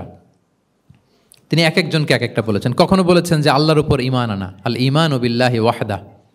কাউকে বলেছেন যে আল জিহাদ ফি সাবিলিল্লাহ, কাউকে বলেছেন আস-সালাতু ফি ওয়াক্তিহা, অন টাইমে সালাত পড়া। তার মানে যার যেটাতে ঘাটতি ছিল। কাউকে বলেছেন বিররুল ওয়ালিদাইন, কারণ তিনি দেখেছেন তার সাথে তার মা বাবার সম্পর্কে একটু ঘাটতি আছে, তারা এটা বলি, কারণ সবগুলোই ভালো কাজ, সবগুলোই কি ভালো কাজ। তাহলে যার যেটাতে ঘাটতি আছে সেটাতে গুরুত্ব আরোপ করা, এটা রাসূল সাল্লাল্লাহু আলাইহি ওয়াসাল্লাম করেছেন। মাঝে মাঝে রাসূল সাল্লাল্লাহু আলাইহি ওয়াসাল্লাম সাহাবীদেরকে, মানে শিক্ষার্থীদেরকে উত্তর জানার জন্য ব্যাপকভাবে আগ্রহী করে তুলতেন। হ্যাঁ, এটাকে আরবিতে বলে তাশওয়ীকুস সামিঈন ইলা মা'রিফাতিল জাওয়াব, উত্তর শোনানোর জন্য আগ্রহী করে তোলা। সেক্ষেত্রে মাঝে মাঝে তিনি একটা দুটা শব্দ ইউজ করতেন। কীরকম? যেমন আওয়ালা আদুল্লুকুম, অথবা আলা উখবিরুকুম, আমি কি তোমাদের বলবো না? এটা বললে সাহাবারা বলতেন, বলেন বলেন ইয়া রাসূলুল্লাহ, অবশ্যই বলবেন, বালা ইয়া রাসূলুল্লাহ। আওয়ালা উখবিরুকুম, আমি কি তোমাদের জানিয়ে দিব না? সাহাবারা বলতেন, ইয়া রাসূলুল্লাহ, অবশ্যই আপনি আমাদের জানিয়ে দিবেন। যেমন তিনি বললেন যে কেউ জান্নাতে যাবে না মুমিন হওয়া ছাড়া, কেউ ইমানদার হতে পারবে না যতক্ষণ না একে অপরকে তোমরা ভালো না বাসো। তাহলে তো এটা গুরুত্বপূর্ণ বিষয়। একে অপরকে ভালো না বাসলে নাকি মুমিনই হওয়া যাবে না, আর মুমিন না হলে তো জান্নাতেই যাওয়া যাবে না। তখন রাসূল সাল্লাল্লাহু আলাইহি ওয়াসাল্লাম বললেন, আওয়ালা আদুল্লুকুম আলা শাইইন ইযা ফাআলতুমুহু তাহাবাবতুম, আমি কি তোমাদেরকে বলবো না এমন একটা আমলের কথা যেটা করলে তোমাদের পারস্পরিক হৃদ্যতা বাড়বে, ভালোবাসা বাড়বে? তখন তিনি বললেন, সেটা কি? আফশুস সালামা বাইনাকুম, তোমাদের মাঝে ব্যাপক সালামের প্রসারণ করো, সালামের প্রসার করো, একে অপরকে বেশি বেশি সালাম দাও। ব্যাপারটাকে এইভাবে প্রেজেন্ট না করে উনি যদি বলতেন সাহাবারা বেশি বেশি সালাম দিও, এটা সওয়াবের কাজ অনেক। এটা হচ্ছে একটা প্রেজেন্টেশন। আর একটা হচ্ছে এমনভাবে এটাকে উপস্থাপন করা যে মুমিন না হলে জান্নাতে যাবা না, আর একে অপরকে ভালো না বাসলে মুমিন হতে পারবে না। তোমরা কি জানো কি করলে একে অপরের মধ্যে ভালোবাসা বাড়ে? এরপর রাসূল সাল্লাল্লাহু আলাইহি ওয়াসাল্লাম বলতেন যে সালাম দেওয়ার মাধ্যমে ভালোবাসা বাড়বে। একবার রাসূল সাল্লাল্লাহু আলাইহি ওয়াসাল্লাম বললেন, আলা উখবিরুকুম বি আফদালা মিন দারাজাতিস সিয়ামি ওয়াস সালাতি ওয়াস সাদাকা, আমি কি তোমাদের জানাবো না যে নামাজ, রোজা, সদাকার চেয়েও বেশি ফজিলতের একটা আমল আছে, সেটা কি আমি কি তোমাদের জানাবো না? সাহাবারা বললেন কওলু বালা ইয়া রাসূলুল্লাহ, হে আল্লাহর রাসূল অবশ্যই জানাবেন, অবশ্যই জানাবেন। কারণ নামাজের চেয়েও বেশি গুরুত্বপূর্ণ, সাদাকার চেয়েও বেশি গুরুত্বপূর্ণ, সিয়ামের চাইতেও বেশি গুরুত্বপূর্ণ আমল, সেটা কি? তখন রাসূল সাল্লাল্লাহু আলাইহি ওয়াসাল্লাম বললেন সেটা হচ্ছে ইসলাহু যাতিল বাইন, বিবাদমান দুই গ্রুপকে মিলিয়ে দেয়া, বিবাদমান দুই ব্যক্তিকে মিলিয়ে দেয়া। এটা নফল নামাজ, নফল সাদাকা, নফল রোজার চেয়েও বেশি কি ফজিলতপূর্ণ, বেশি গুরুত্বপূর্ণ। আমরা তো মনে করি শুধু নামাজ পড়লেই বোধহয় আমি অনেক সওয়াব পেলাম, রোজা রাখলেই সওয়াব পেলাম, শুধু জিকির করলে, সাদাকা করলেই সওয়াব পেলাম। কিন্তু রাসূল সাল্লাল্লাহু আলাইহি ওয়াসাল্লাম বলেন যে দুইজনের মধ্যে একটু মনোমালিন্য তুমি মিলিয়ে দাও, এটা এর চেয়েও বেশি সওয়াবের। আল্লাহু আকবার। দুই গোষ্ঠীর মধ্যে দীর্ঘদিনের ঝগড়া মিলিয়ে দাও, এটা এর চেয়েও বেশি সওয়াবপূর্ণ। রাসূল সাল্লাল্লাহু আলাইহি ওয়াসাল্লাম মক্কা থেকে মদিনায় যেয়ে কি করেছেন? আউস এবং খাজরাজের দীর্ঘদিনের যুদ্ধ 1 ঘন্টার মধ্যে কি settle down. He was a very good mediator and arbitrator, চমৎকার মধ্যস্থতা করতে জানতেন তিনি। তাহলে এইভাবে উত্তর জানার জন্য শিক্ষার্থীদেরকে আগ্রহী করে তুলতেন। আচ্ছা, আরেকটা পদ্ধতি ছিল অবজারভেশন অ্যান্ড কারেকশন। রাসূল সাল্লাল্লাহু আলাইহি ওয়াসাল্লাম, আমি আলোচনার শুরুতেই বলেছি, হি was a very good observer, চমৎকার পর্যবেক্ষণ করতেন এবং সংশোধন দিতেন। কে কি করছেন এটা খেয়াল রাখতেন, মানে চোখ কান খোলা রাখতেন। বাংলা আমরা কি বলি? চোখ কান খোলা রাখা। মসজিদে নববীতে এরকম ভুরি ভুরি পাবেন যে রাসূল সাল্লাল্লাহু আলাইহি ওয়াসাল্লাম কে কি করতেছে অবজার্ভ করতেছে, ওইটার উপর বেস করে তাকে নাসিহা করতেছে। একটা বিখ্যাত হাদিস তো আপনারা জানেন, রাসূল সাল্লাল্লাহু আলাইহি ওয়াসাল্লাম বসা, এক বেদুইন আসলো, এসে তার উটটা মসজিদে নববীতে বাঁধলো, বেদে 2 রাকাত নামাজ পড়লো, নামাজ পড়ে হাত তুলে আল্লাহর কাছে দোয়া করে, ইয়া আল্লাহ আল্লাহুম্মা আরহামনি ওয়া মুহাম্মাদা ওয়ালা তারহাম মা'ানা আহাদা, মানে ও আল্লাহ তুমি শুধু আমারে রহম করো আর মুহাম্মদ সাল্লাল্লাহু আলাইহি ওয়াসাল্লামের রহম করো, আমাদের দুইজনের সাথে আর কাউরে রহম করো না তুমি। বেদুইন তো কি, বেদুইন, মরুপল্লীতে বসবাস। আদাবুদ দোয়া, দ্য এটিকেটস অফ দোয়া, দোয়ার যে একটা আদব আছে, অন্যের জন্য দোয়া করলে যেটা নিজের লাভ, এগুলো তো জানে না। আল্লাহ তুমি আমারে মাফ করো, মুহাম্মদ সাল্লাল্লাহু আলাইহি ওয়াসাল্লামকে মাফ করো, আমাদের ছাড়া আর কাউরে মাফ করো না, কাউরে রহম করো না। তো এটা রাসূল সাল্লাল্লাহু আলাইহি ওয়াসাল্লাম দূর থেকে বসে বসে অবজার্ভ করছেন আর বললেন, হায় রে, লোকটা একটা প্রশস্ত জিনিসকে সংকীর্ণ বানায় ফেললো। গোটা বিশ্বের সবাইকে যদি আল্লাহ ক্ষমা করে, রহম করে, আল্লাহর রহমের দরিয়ায় কোনো ঘাটতি হবে বলেন তো? হবে? একটা প্রশস্ত বিষয়কে সে সংকীর্ণ করে ফেললো। এরপর কতটা সে বেদুইন কি প্রকৃতির ছিল দেখেন, দোয়া টোয়া শেষে মসজিদে নববীর মাঝখানে বসে পেশাব করা আরম্ভ করছে। বিখ্যাত হাদিস জানেন, সবাই মারতে গেল, রাসূল ইসলাম থামালেন, বললেন পানি ঢেলে দাও, আর তাকে ডেকে বললেন, দেখো তুমি যে এখানে এই কাজটা করলা, প্রস্রাব করলা, এটা আমাদের এই মদিনার কমিউনিটির এবাদতগাহ। এখানে এই কমিউনিটির লোকেরা নামাজ পড়ে, আল্লাহর জিকির করে, আল্লাহর কিতাব তেলাওয়াত করে, এটা কি ঠিক হলো তোমার? সে তো লজ্জায় অনুতপ্ত হয়ে কাচুমাচু। তাহলে এই যে অবজারভেশন করতেন এবং কারেকশন করতেন। আবার একদিন মসজিদে নববীতে বসা এক সাহাবী এসে নামাজ পড়লেন, নামাজ রাসূল ইসলাম দূর থেকে দেখতেছেন লোকটা কি করে। নামাজ পড়লো 2 রাকাত, পরে এসে নবীকে সালাম দিল। রাসূল ইসলাম সালামের উত্তর দিয়ে বললেন, ইরজি' ফাসাল্লি ফাইন্নাকা লাম তুসাল্লি, যাও আবার পড়ো, কারণ তুমি নামাজ পড়ো নাই, মানে নামাজটা ঠিক মতো হয় নাই। ইউ ডিডন্ট অফার ইউর সালাহ in a correct way, proper manner.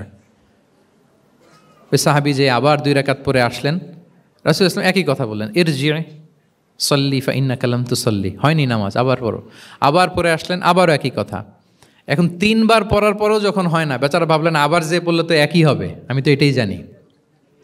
তিনি বললেন, মা উহসিনু গায়রাহ, ইয়া রাসূল এর চেয়ে ভালো আমি আর পারি না, ফাআল্লিমনি ইয়া রাসূলুল্লাহ, হে নবী আমাকে একটু শিখিয়ে দেন কিভাবে পড়ব। রাসূল সাল্লাল্লাহু আলাইহি ওয়াসাল্লাম বললেন, যখন নামাজে দাঁড়াবে, আল্লাহু আকবার বলে দাঁড়াবে, এরপর কোরআন থেকে যা সহজ লাগে পড়বে, তাড়াহুড়ো করবে না। কি করবে না? সবাই বলেন, কি করবে না? নামাজে কোনো তাড়াহুড়ো নাই, নো রাশিং ইন সালাহ, নো হ্যাস্টিনেস ইন সালাহ। নামাজে আমরা খুব তাড়াহুড়ো করি, এটা নামাজের যে প্রাণ, সালাতের প্রাণকে, রূহকে নষ্ট করে দেয়। যখন রুকুতে যাবে স্ট্রেইট ফরওয়ার্ড রুকু করবে, হাত্তা তাতমা ইন্না রাকিআন। রাসূল সাল্লাল্লাহু আলাইহি ওয়াসাল্লামের রুকুর পিঠটা ছিল একেবারে স্ট্রেইট, এই টেবিলটা যেরকম স্ট্রেইট এরকম স্ট্রেইট। লাউ সাব্বা আলাইহিল মা লাস্তাকার, পানি ভর্তি একটা বোতল যদি রাসূল সাল্লাল্লাহু আলাইহি ওয়াসাল্লামের রুকু দেয়া পিঠের উপর রাখতো, পানিটাও পড়তো না, বোতলটাও পড়তো না, স্ট্রেইট। এরকম উদাহরণ দিয়ে সাহাবারা বলতেন যে এত স্ট্রেইট রুকুর পিঠ যে পানি ভর্তি গ্লাস রাখলে পানিটাও কাঁপবে না, বোতলটাও পড়বে না। রাসূল সাল্লাল্লাহু আলাইহি ওয়াসাল্লাম বলতেন, সবচেয়ে বড় চোর যারা নামাজে চুরি করে। সাহাবারা বললেন, এটা আবার কিভাবে? তিনি বললেন, লা ইউতিম্মু রুকুআহু ওয়া সুজুদাহ, তারা নামাজের চোর যারা রুকু সেজদা ঠিক মতো করে না। তো বললেন যে রুকু থেকে আবার স্ট্রেট হয়ে দাঁড়াবে, যখন সিজদায় যাবে ইতমিনানের সাথে, উইথ রিল্যাক্সেশন। নামাজের মধ্যে কি থাকবে? রিল্যাক্সেশন থাকবে। যখন বললেন যে এই এক রাকাত যেমনি তোমাকে শিখালাম, সব নামাজ তুমি এইভাবে পড়বা, উইথ রিল্যাক্সেশন, নো রাশিং, তখন সাহাবী শিখে গেলেন। তাহলে এই যে অবজারভেশন অ্যান্ড কারেকশন, দেখতেন হোয়াটস গোয়িং অন অ্যারাউন্ড, কী হচ্ছে, ভুল হলেই শুধরে দিতেন। হজের দিন উনি ওটের সামনে বসা, পেছনে ফদল ইবনে আব্বাস রাদিয়াল্লাহু তাআলা আনহু, আব্দুল্লাহ ইবনে আব্বাসের ভাই, রাসূল সাল্লাল্লাহু আলাইহি ওয়াসাল্লামের কাজিন, রাসূল সাল্লাল্লাহু আলাইহি ওয়াসাল্লামের কি কাজিন। তো রাসূল সাল্লাল্লাহু আলাইহি ওয়াসাল্লাম বিভিন্ন মাসআলার উত্তর দিচ্ছেন। কী করতেছেন? মাসআলার উত্তর দিচ্ছেন। রাসূল সাল্লাল্লাহু আলাইহি ওয়াসাল্লাম হজ করেছিলেন কয়টা বলেন তো দেখি, কে জানে? হ্যাঁ, মাত্র একটা করছে। ঠিকঠাক আছে তো উত্তর? সবাই বলেন, কয়টা হজ করেছিলেন? হ্যাঁ, আসলে রাসূল সাল্লাল্লাহু আলাইহি ওয়াসাল্লাম কেবলমাত্র জীবনে কয়টা হজ করেছেন? একটা হজ করেছেন, 4টা উমরা করেছেন। আচ্ছা, এবার যেহেতু একটা হজ করেছেন, মানুষের অনেক ভুল হয়ে যাওয়া তো খুব স্বাভাবিক, কি বলেন? স্বাভাবিক না? স্বাভাবিক। ফলে 10 জিল হজ, যেটা ভেরি হ্যাকটিক ডে, একদিনে অনেক কাজ করতে হয়, 5টা কাজ। জামরায় স্টোনিং করতে হয়, পাথর মারো, স্লটার করো, প্রাণী জবাই করো, মাথার চুল ফেলে দাও, আবার চলে যায় মক্কায়, ফরজ তাওয়াফ করো, সাই করো, ফিরে আসো। তো এই যে 5টার সিকোয়েন্স অনেকে রাখতে পারে না, ভুল করে ফেলে। এখন 1400 বছর পরে, মুআল্লিমরা এত তালিমের পরেও আমরা ভুল করে ফেলি। তাহলে ওই সময় কি হয়েছিল বলেন? এটা ছিল প্রথম হজ। তো রাসূল সাল্লাল্লাহু আলাইহি ওয়াসাল্লাম জানেন আজকে তো অনেক ভুল করবে, তিনি আকাবা, মিনার পাশে আকাবার এখানে হেল্পলাইন সার্ভিস চালু করছেন, মানে নিজে দাঁড়ায় আছেন, দেখি কার কি ভুল হয় জিজ্ঞেস করলে মাসালা বলে দেব। সুবহানাল্লাহ। তো এসে একজন বলে যে ইয়া রাসূলুল্লাহ, আমি তো ওই আগে কুরবানি পরে চুল কাটা, আমি আগে চুল কেটে ফেলছি। রাসূল সাল্লাল্লাহু আলাইহি ওয়াসাল্লাম বলে ইফআল ওয়ালা হারাজ, ওকে কোনো সমস্যা নেই, যাও। আরেকজন এসে বলে আমি তো আগে এটা করছি। ওই দিন যাই নবীকে জিজ্ঞেস করা হয়েছে, নবী সাল্লাল্লাহু আলাইহি ওয়াসাল্লাম ফ্লেক্সিবিলিটি দিয়ে দিয়েছেন, বলে করো, অসুবিধা নাই। তো ওই যে দাঁড়িয়ে তিনি মাসালা বলতেছেন, পেছনে ছিল ফদল ইবনে আব্বাস, ছোট ছোট সাহাবী, তরুণ। তো খাসাআম গোত্রের এক নারী আসছিল একটা মাসালা জিজ্ঞেস করতে, and she was a very beautiful lady, বেশ সুন্দরী ছিল। তো এসে রাসূল সাল্লাল্লাহু আলাইহি ওয়াসাল্লামকে যখন প্রশ্ন করতেছে, ফদল ইবনে আব্বাস নারীর দিকে তাকায় আছে, এবং ওই নারীও ফদল ইবনে আব্বাসের দিকে তাকায় আছে। রাসূল সাল্লাল্লাহু আলাইহি ওয়াসাল্লাম উত্তরও দিচ্ছেন, আবার খেয়াল করতেছেন যে চোখাচোখি হয়ে যাচ্ছে। যখনই তিনি অবজার্ভ করলেন যে ফদল ইজ ক্রসিং দ্য লিমিট, একবার চোখ পড়তে পারে, তারপর তো নামিয়ে ফেলতে হবে, সে যখন তাকিয়ে আছে, নারীও তাকিয়ে আছে, তখন রাসূল সাল্লাল্লাহু আলাইহি ওয়াসাল্লাম কী করলেন? ওয়াজআলা নবী সাল্লাল্লাহু আলাইহি ওয়াসাল্লাম ইয়াসরিফু ওয়াজহাল ফদলি ইলা শিক্কিল আখার, সাথে সাথে ফদলকে বললেন, ফদল ওইদিকে না, এইদিকে তাকাও, এইভাবে। এটা সরাসরি হাদিসের অনুবাদ করে শোনাচ্ছি, আমার পক্ষ থেকে না, এবং বুখারীর হাদিস। ফাজআলা ইয়াসরিফু ওয়াজহাল ফদলি, ফদল ইবনে আব্বাসের চেহারাটা রাসূল সাল্লাল্লাহু আলাইহি ওয়াসাল্লাম ঘুরিয়ে ফেললেন যে ফদল ওইদিকে তাকানো যাবে না, এদিকে তাকাও। ফদল রাদিয়াল্লাহু তাআলা আনহু নিজেকে সামলে নিলেন। এই যে this is the point, observation. এটা কি বলে? Observation and correction. রাসূল ইসলাম he was a very good observer, what's going on around, কী চলতেছে সব দিকে চোখ কান খোলা। বাংলায় কি বলে? বাংলায় বললে বুঝবেন ভালো, চোখ কান খোলা রাখতে হবে। তো রাসূল ইসলাম খেয়াল করলেন এবং ওনার চেহারা ঘুরিয়ে দিলেন। এভাবে তিনি কেউ ভুল করলে শুধরে দিতেন। এবং শুধরে দেওয়ার আরেকটা নিয়ম রাসূল ইসলাম, আল্লাহু আকবার, অনেক পয়েন্টস এখানে, যে কিভাবে তিনি অন্যের ভুল শুধরাতেন। কিভাবে ভুল শুধরাতেন? আমরা কিভাবে ভুল শুধরাই? বাংলাদেশের যে টেন্ডেন্সি, কেউ ভুল করলে আর মাইক্রোফোন যদি পাই যে মাহফিলে, এইবার তো পাইছি ওই বেটারে, ও কাফের, ওর দাদা কাফের, ওর 14 গোষ্ঠী কাফের, ও মারা যাওয়ার পরে যেখানে কবর দিবে, ওই কবরের উপর যে ঘাস উঠবে, ওই ঘাস যে গরু খাবে, ওই গরুর দুধ যে খাবে, ও কাফের। আমি জাস্ট সিনারিওটা আপনাদের সাথে শেয়ার করি যে নিয়ম হচ্ছে কি। লেটসে আমার একজন কো স্পিকার কোনো কিছু একটা ভুল করে ফেলছে, তার জানা নাও থাকতে পারে, আবার আমারও একটা জিনিস জানা নাও থাকতে পারে। কেউ ভুল করলে শুধরানোর নিয়ম হচ্ছে, সে যে ভুলটা করলো এটা যে ভুল এটা জানানো, যে অনেকে এরকম এরকম বলে, আসলে এটা ঠিক না, বরং ঠিক হচ্ছে এটা, এবং এর পক্ষে দলিল হচ্ছে এটা, জাস্ট এটা বলে দেওয়া। এটা যদি বলে দেয় তাহলে কি হবে?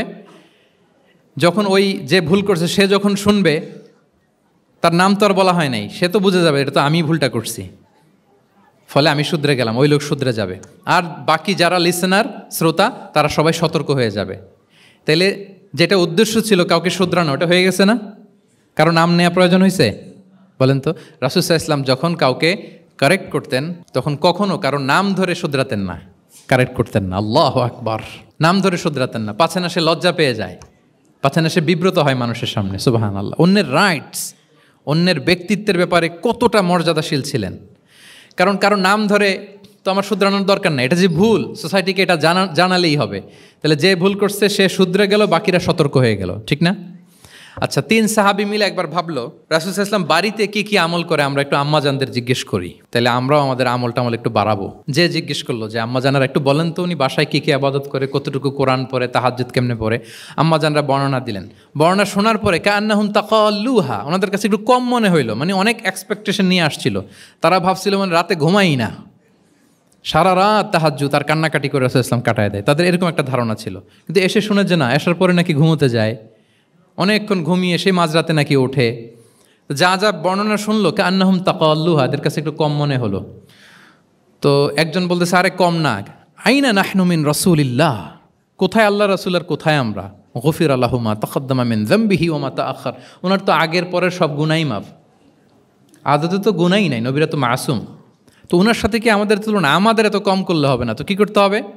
একজন বলে যে আজকে থেকে আমি আর ঘুমাবোই না সারা রাত তাহাজ্জুদ পড়বো। আচ্ছা, আরেকজন বলে আমি আর না খেয়ে মানে রোজা ছাড়া থাকবো না, আমি সাওমে ভিসাল করব, সারা বছর রোজা রাখবো, যা করে আল্লাহ, রোজা থামাবো না, আমি রেগুলার রোজা রেখেই যাব। আচ্ছা, আরেকজন বলে আমি আর আমার স্ত্রীদের কাছেই যাব না, আমি সন্ন্যাসী জীবন নিয়ে নিলাম, আমি সন্ন্যাসী থাকবো, স্ত্রীদের সাথে মেলামেশাতে এই আমি যাব না, আর আমি এটা থেকে বিরত থাকবো। এই কথা যখন রাসূল সাল্লাল্লাহু আলাইহি ওয়াসাল্লামের কানে গেল, রাসূল ইসলাম রেগে গেলেন। রেগে গিয়ে সাহাবীদেরকে জড়ো করলেন। জড়ো করে তিনি বলতে আরম্ভ করলেন, আনতুমুল্লাযীনা কুলতুম কাযা ওয়া কাযা, আচ্ছা তোমাদের মধ্যে কে কে নাকি এরকম বলছে। সুবহানাল্লাহ। তিনি বলতে পারতেন এই আব্দুল্লাহ স্ট্যান্ড আপ, দাঁড়াও, আব্দুর রহিম দাঁড়াও, এই আব্দুল সাত্তার তুমি নাকি বলছো যে সারা রাত, এটা একটা কথা বললা তুমি নাকি বলছো যে সারা বছর রোজা, এটা তুমি কি কথা বল, তো ভুল কাজ করছো, এটাও জানো না তুমি নাকি বলছো স্ত্রীদের সাথে মিশবা না। এরকম যদি Abdullah, Abdur Rahman, just for example, এইভাবে দাঁড় করিয়ে যদি নাম ধরে ধরে বলতেন, ওনারা সাহাবীদের সামনে লজ্জিত হতেন না? না। আনতুমুল্লাযীনা কুলতুম কাযা ওয়া কাযা, এটাই রাসূল সাল্লাল্লাহু আলাইহি ওয়াসাল্লামের কাউকে কারেক্ট করার, তাসহিহ করার অভ্যেস ছিল। মা বালু আকওয়ামিন ইয়াকুলুনা কাযা ওয়া কাযা, মাঝে মাঝে বলতেন মা বালু আকওয়ামিন ইয়াফআলুনা কাযা ওয়া কাযা, তোমাদের মধ্যে কেউ নাকি এমনটা বলে, তোমাদের মধ্যে কেউ নাকি এমনটা করে। কই আমি তো রাতে ঘুমাই আবার সালাত পড়ি, কই আমি তো রোজা রাখি সোম বৃহস্পতি, বাকি দিনগুলোতে খাই, কই আমি তো আমার স্ত্রীদের সাথে মেলামেশা করি, এই সব কিছুকে ব্যালেন্স করেও তো আমার নবুয়তির তো আমার কোনো সমস্যা হয় নাই, আল্লাহ ভীরু হতে তো সমস্যা হয় নাই। ওয়াল্লাহি ইন্নী লা আখশাকুম লিল্লাহি ওয়া আতকাকুম লাহ, আল্লাহর শপথ আমি তোমাদের চাইতে আল্লাহকে বেশি ভয় করি, আমি তোমাদের চাইতে বেশি মুত্তাকি। তারপরেও এরকম ব্যালেন্সড লাইফ লিড করাতে আমার তো কোনো সমস্যা হয় নাই, তোমাদের কেন সমস্যা হলো, তোমরা এটা কোথায় পেলে? ফামান রাগিবা আন সুন্নাতি ফালাইসা মিন্নি, জেনে রাখো আমি যে স্ট্যান্ডার্ড ঠিক করে দিয়েছি এটাই সর্বশ্রেষ্ঠ ইবাদত, এর বাইরে যে কেউ যদি কিছু করে আমার সুন্নতের বাইরে, সে আমার দলভুক্ত হতে পারবে। সুবহান। এরকম যখন ধমক দিয়ে শাসিয়ে দিলেন, যেই 3 জন সাহাবী এই কথা বলছিল ওনারা তো শুধরে গেলেন, ওনারা তো টের পাচ্ছেন যে এগুলো আমাদের কি বলতেছে, ওনারা টের পাচ্ছেন না, শুধরে গেলেন, আর বাকিরা সতর্ক হয়ে গেলেন। আল্লাহু আকবার। সো এটা হচ্ছে কারেক্ট করার নিয়ম। এখন আমরা কি করি, কেউ একটা ভুল করলে তখন তাকে ধরি, তার 14 পুরুষ নিয়ে কথা বলি, তার ব্যাপারে যদি আমার কোনো তিক্ত অভিজ্ঞতা থাকে, ঝাল মেটানোর একটা সুযোগ পেলাম, আমি ঝাল মেটাই, তাকে ছোট করি, হেয় করি, হেন কোনো কথা নাই যে আমি বলি না। একটাও কি রাসূল সাল্লাল্লাহু আলাইহি ওয়াসাল্লামের সুন্নাহর মধ্যে পড়ে বলেন তো? না। তাহলে মন গড়া পদ্ধতিতে আমরা কাউকে সংশোধন করতে চাচ্ছি না, আর এইভাবে করলে সংশোধন হবেও না। সে মানবিক কারণেই তার ইগোইস্টিক প্রবলেম চলে আসবে, যে সে আমাকে ছোট করলো, আমার নাম ধরে সে এত মানুষের সামনে অপমান করলো, সে হয়তো শুধরানোর যে রাস্তাটা ছিল ওইটাও বন্ধ হয়ে গেল, ঠিক কিনা বলেন? তাহলে রাসূল সাল্লাল্লাহু আলাইহি ওয়াসাল্লাম এইভাবে শুধরাতেন। আর তামিম ফি তাসওয়িবিল আখতা, কারো ভুল শুধরাতে গেলে ইন জেনারেলি শুধরাতেন, যাদের শুধরানোর তারা শুধরে যেত, বাকিরা সতর্ক হয়ে যেত। আচ্ছা, আরেকটা পদ্ধতি ছিল ক্লিয়ার মিসকনসেপশন। কারো মিসকনসেপশন থাকলে রাসূল সাল্লাল্লাহু আলাইহি ওয়াসাল্লাম এটা ক্লিয়ার করে দিতেন। এক সাহাবী মনে করতেন ভালো জামা পরলে বুঝি অহংকার হয়, তিনি খুব সুন্দর ছিলেন দেখতে, খুব ভালো পোশাক পরিচ্ছদ পরতে পছন্দ করতেন। তিনি একবার বললেন, ইয়া রাসূলুল্লাহ, ভালো পোশাক পরলে কি অহংকার হয়? রাসূল সাল্লাল্লাহু আলাইহি ওয়াসাল্লাম বললেন, না। ইয়া রাসূলুল্লাহ, আমি ভালো জুতা পরতে পছন্দ করি, এটা কি অহংকার হয়? না, এটা অহংকার হয় না। আমি মানুষকে খুব খাওয়াতে পছন্দ করি এবং আমি চাই আমার চেয়ে যেন কেউ এই কাজে আগাতে না পারে, আমিই খাওয়াবো। এটা কি অহংকার? রাসূল ইসলাম বললেন না, এটা অহংকার না। অহংকার হচ্ছে আল কিবরু বাতারুল হাক্কি ওয়া গামতুন নাস। অহংকার হচ্ছে সত্যকে প্রত্যাখ্যান করা আর মানুষকে তুচ্ছ-তাচ্ছিল্য করা। সুবহানাল্লাহ। তাহলে এই যে মিসকনসেপশন, সে ভাবছে ভালো পোশাক পরলে এটা অহংকার হয়ে যায়, ভালো জামা পরলে অহংকার হয়ে যায়। এগুলো তো অহংকার হয় না, বরং অহংকার হয় সত্যকে প্রত্যাখ্যান করলে আর মানুষকে তুচ্ছ-তাচ্ছিল্য করলে। তাহলে এই জাতীয় মিসকনসেপশন ইন দ্য সোসাইটি, এটাকে তিনি ক্লিয়ার করে দিতেন। আচ্ছা, রাসূল সাল্লাল্লাহু আলাইহি ওয়াসাল্লাম প্র্যাকটিক্যালি শেখানোর চেষ্টা করতেন। কি করতেন? প্র্যাকটিক্যালি, যেটাকে প্রায়োগিক শিক্ষা, ব্যবহারিক শিক্ষা। অজু করে দেখাতেন, এইভাবে অজু করতে হয়। সালাত পড়ে দেখাতেন, সল্লু কামা রাআইতুমুনি উসাল্লি। সালাত তো হচ্ছে আল আমাল আল মুতাওয়ারাস, এই উম্মার অবিচ্ছিন্ন কর্মধারা। সালাত জিবরিল আলাইহিস সালামকে শিখিয়েছেন আল্লাহ, রাসূল সাল্লাল্লাহু আলাইহি ওয়াসাল্লামকে শিখিয়েছেন জিবরিল আলাইহিস সালাম, রাসূল সাল্লাল্লাহু আলাইহি ওয়াসাল্লাম শিখিয়েছেন সাহাবীদেরকে। এইভাবে অবিচ্ছিন্ন কর্মধারা, আরবিতে বলে আল আমাল আল মুতাওয়ারাস। এবং রাসূল সাল্লাল্লাহু আলাইহি ওয়াসাল্লাম বলতেন সল্লু কামা রাআইতুমুনি উসাল্লি, আমাকে যেমনি সালাত পড়তে দেখো এইভাবে পড়ো। হজের ক্ষেত্রেও বলেছেন খুদু আন্নি মানাসিকাকুম, হজের বিধানকে দেখে নাও। একবারই তো হজ করেছেন, হাতে কলমে প্র্যাকটিক্যাল গাইডলাইন দিয়ে শিখিয়েছেন। এবং সাহাবারা ভুল করে কিনা মাঝে মাঝে শুনতেন, যেটাকে আরবিতে বলে কেরাতু তিলমিদা আলা শেখ। আব্দুল্লাহ ইবনে মাসউদ রাদিয়াল্লাহু তাআলা আনহুকে রাসূল সাল্লাল্লাহু আলাইহি ওয়াসাল্লাম একবার বললেন, আব্দুল্লাহ একটু তেলাওয়াত করো তো। তিনি বললেন আকরাউ আলাইকা ওয়া আলাইকা উনজিল, হে নবী আমি আপনার সামনে দাঁড়ায় তেলাওয়াত করব, আপনার উপর কোরআন নাজিল হয়। রাসূল সাল্লাল্লাহু আলাইহি ওয়াসাল্লাম বললেন যে ইন্নী উহিব্বু আন আসমাআহু মিন গায়রি, হে আব্দুল্লাহ ইবনে মাসউদ, আমি কোরআন তেলাওয়াত তোমাদেরকে শোনাতে যেমনি পছন্দ করি, তোমরা কেউ পড়বা আর আমি শুনবো, এটাও খুব পছন্দ করি। কারণ উনি প্ল্যান করে রাখছেন আব্দুল্লাহ ইবনে মাসউদ কি হবেন, তিনি কিছুদিন পরে উম্মার শিক্ষক হবেন। ওইখানে আবার ভুলটুল করে ফেলেন কিনা উনি জাজ করতেছেন। তখন আব্দুল্লাহ ইবনে মাসউদ রাদিয়াল্লাহু তাআলা আনহু সূরা নিসা তেলাওয়াত করে শোনালেন। তাহলে রাসূল ইসলামের একটা পন্থা ছিল, তিনি শুনতেন আবার শোনাতেন। কি করতেন? শুনতেন। প্রতি রমাদানে যতটুকু কোরআন নাজিল হয়েছে তিনি জিবরিল আলাইহিস সালামকে শোনাতেন, আবার জিবরিল আলাইহিস সালাম পুরো কোরআন রাসূল সাল্লাল্লাহু আলাইহি ওয়াসাল্লামকে শোনাতেন। এটা ছিল একটা টেকনিক। আচ্ছা, রাইটিং মেথড, আমরা যেমনি লেখি, অ্যাসাইনমেন্ট, প্রেজেন্টেশন, লেখার মাধ্যমে জ্ঞান বিতরণ, জ্ঞান অর্জন, এটা কম ছিল। আমি আগেই বলেছি মেইনলি ছিল oral based and QnA based, কিন্তু লেখাজোখা যে ছিলই না তা না, লেখা জানতো। হাতে গোনা অল্প কিছু সাহাবী মক্কায় লিখতে জানতেন, পড়তে জানতেন। মদিনাতেও ইহুদিরা জানতো, কিন্তু অন্যান্যরা, আরবরা, তাদের মধ্যে লেখার যে কালচার এটা ওইভাবে গড়ে ওঠেনি, জানতেন অল্প সংখ্যক লোক। যেমন ওহী লেখক সাহাবী ছিলেন ইবনে কাসিরের বর্ণনা মতে 23 জন। কয়জন? ওনারা খেজুর গাছের ছালে, পাথরে, চামড়ায়, প্রাণীর চ্যাপ্টা হাড়ের মধ্যে কোরআন লিখে রাখতেন। এবং রাসূল সাল্লাল্লাহু আলাইহি ওয়াসাল্লাম কোরআন ছাড়া অন্য কিছু ওনার কাছ থেকে যেন লিখে রাখা না হয় এই মর্মে আদেশ জারি করেছেন, লা তাকতুবু আন্নি গায়রাল কোরআন ওমান কাতাবা আন্নি গায়রাল কোরআন ফালইয়ামহু, কোরআন ছাড়া কিছু লিখো না। তাহলে কোনটা আমার কথা আর কোনটা আল্লাহর কথা মিক্স আপ হয়ে যাবে। কিন্তু কোরআন যখন অধিকাংশ রেকর্ডেড হয়ে গেল, তখন তিনি হাদিস সংরক্ষণের জন্য, লেখার জন্য পারমিশন দিয়ে দিলেন। যেমন মক্কা বিজয়ের ভাষণের পরে ইয়ামান থেকে আসা এক লোক আবু শাহ বলতেছে, ইয়া রাসূলুল্লাহ আপনার ভাষণটা আমার একটু লিখে দিলে ভালো হয়। কি দিলে? লিখে দিলে। রাসূল ইসলাম সাহাবাদেরকে বললেন উক্তুবু লি আবি শাহ, ঠিক আছে এই ইয়ামানি ভিজিটর, তাকে আমার ভাষণটা তোমরা লিখে দাও। তাহলে এই লেখার পদ্ধতিটা খুব কম ছিল। রাসূল সাল্লাল্লাহু আলাইহি ওয়াসাল্লাম নিজে লিখতেন না, কাতেবে ওয়াহিদের দিয়ে লেখাতেন, কোরআন লেখাতেন। 7ম হিজরিতে যখন সুপার পাওয়ারদেরকে চিঠি লিখিয়েছিলেন, কাতেবে ওয়াহিদদেরকে দিয়ে চিঠি লিখিয়েছেন, এটা রাসূল সাল্লাল্লাহু আলাইহি ওয়াসাল্লাম করতেন। আচ্ছা, সফট স্কিল ডেভেলপমেন্টের ব্যাপারে রাসূল সাল্লাল্লাহু আলাইহি ওয়াসাল্লাম উদ্বুদ্ধ করেছেন।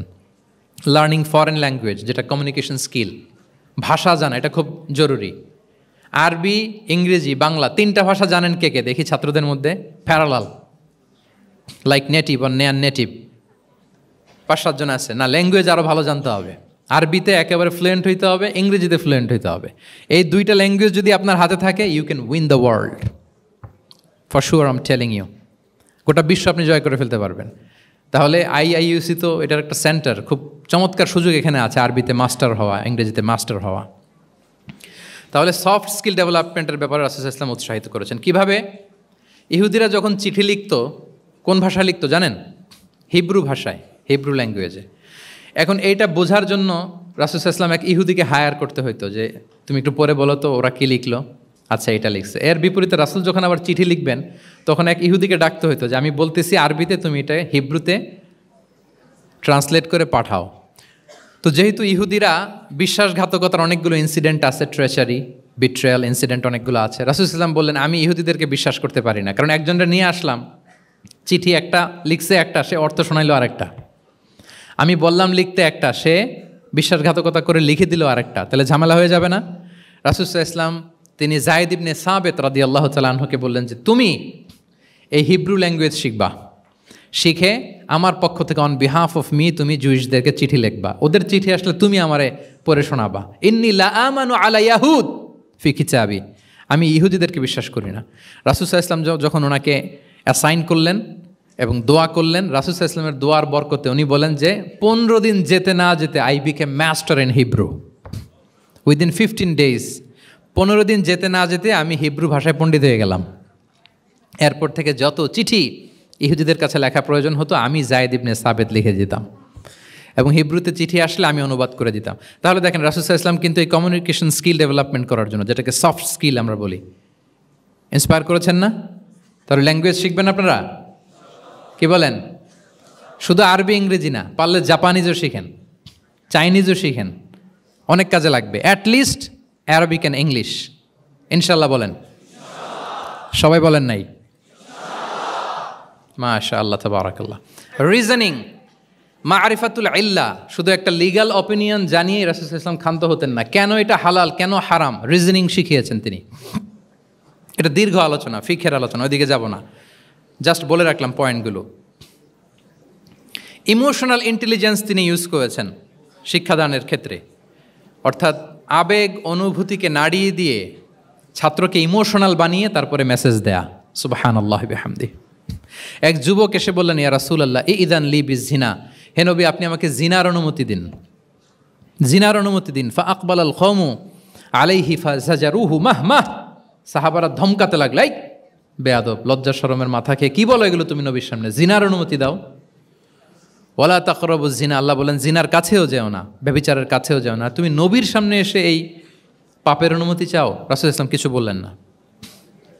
একটু পরে যুবককে ডেকে বললেন আতু হিব্বুহু লিবনাতিক, আচ্ছা তুমি যে জিনার অনুমতি চাইলে তোমার কন্যার সাথে কেউ এরকম আচরণ করুক, এটাকে তুমি পছন্দ করবে?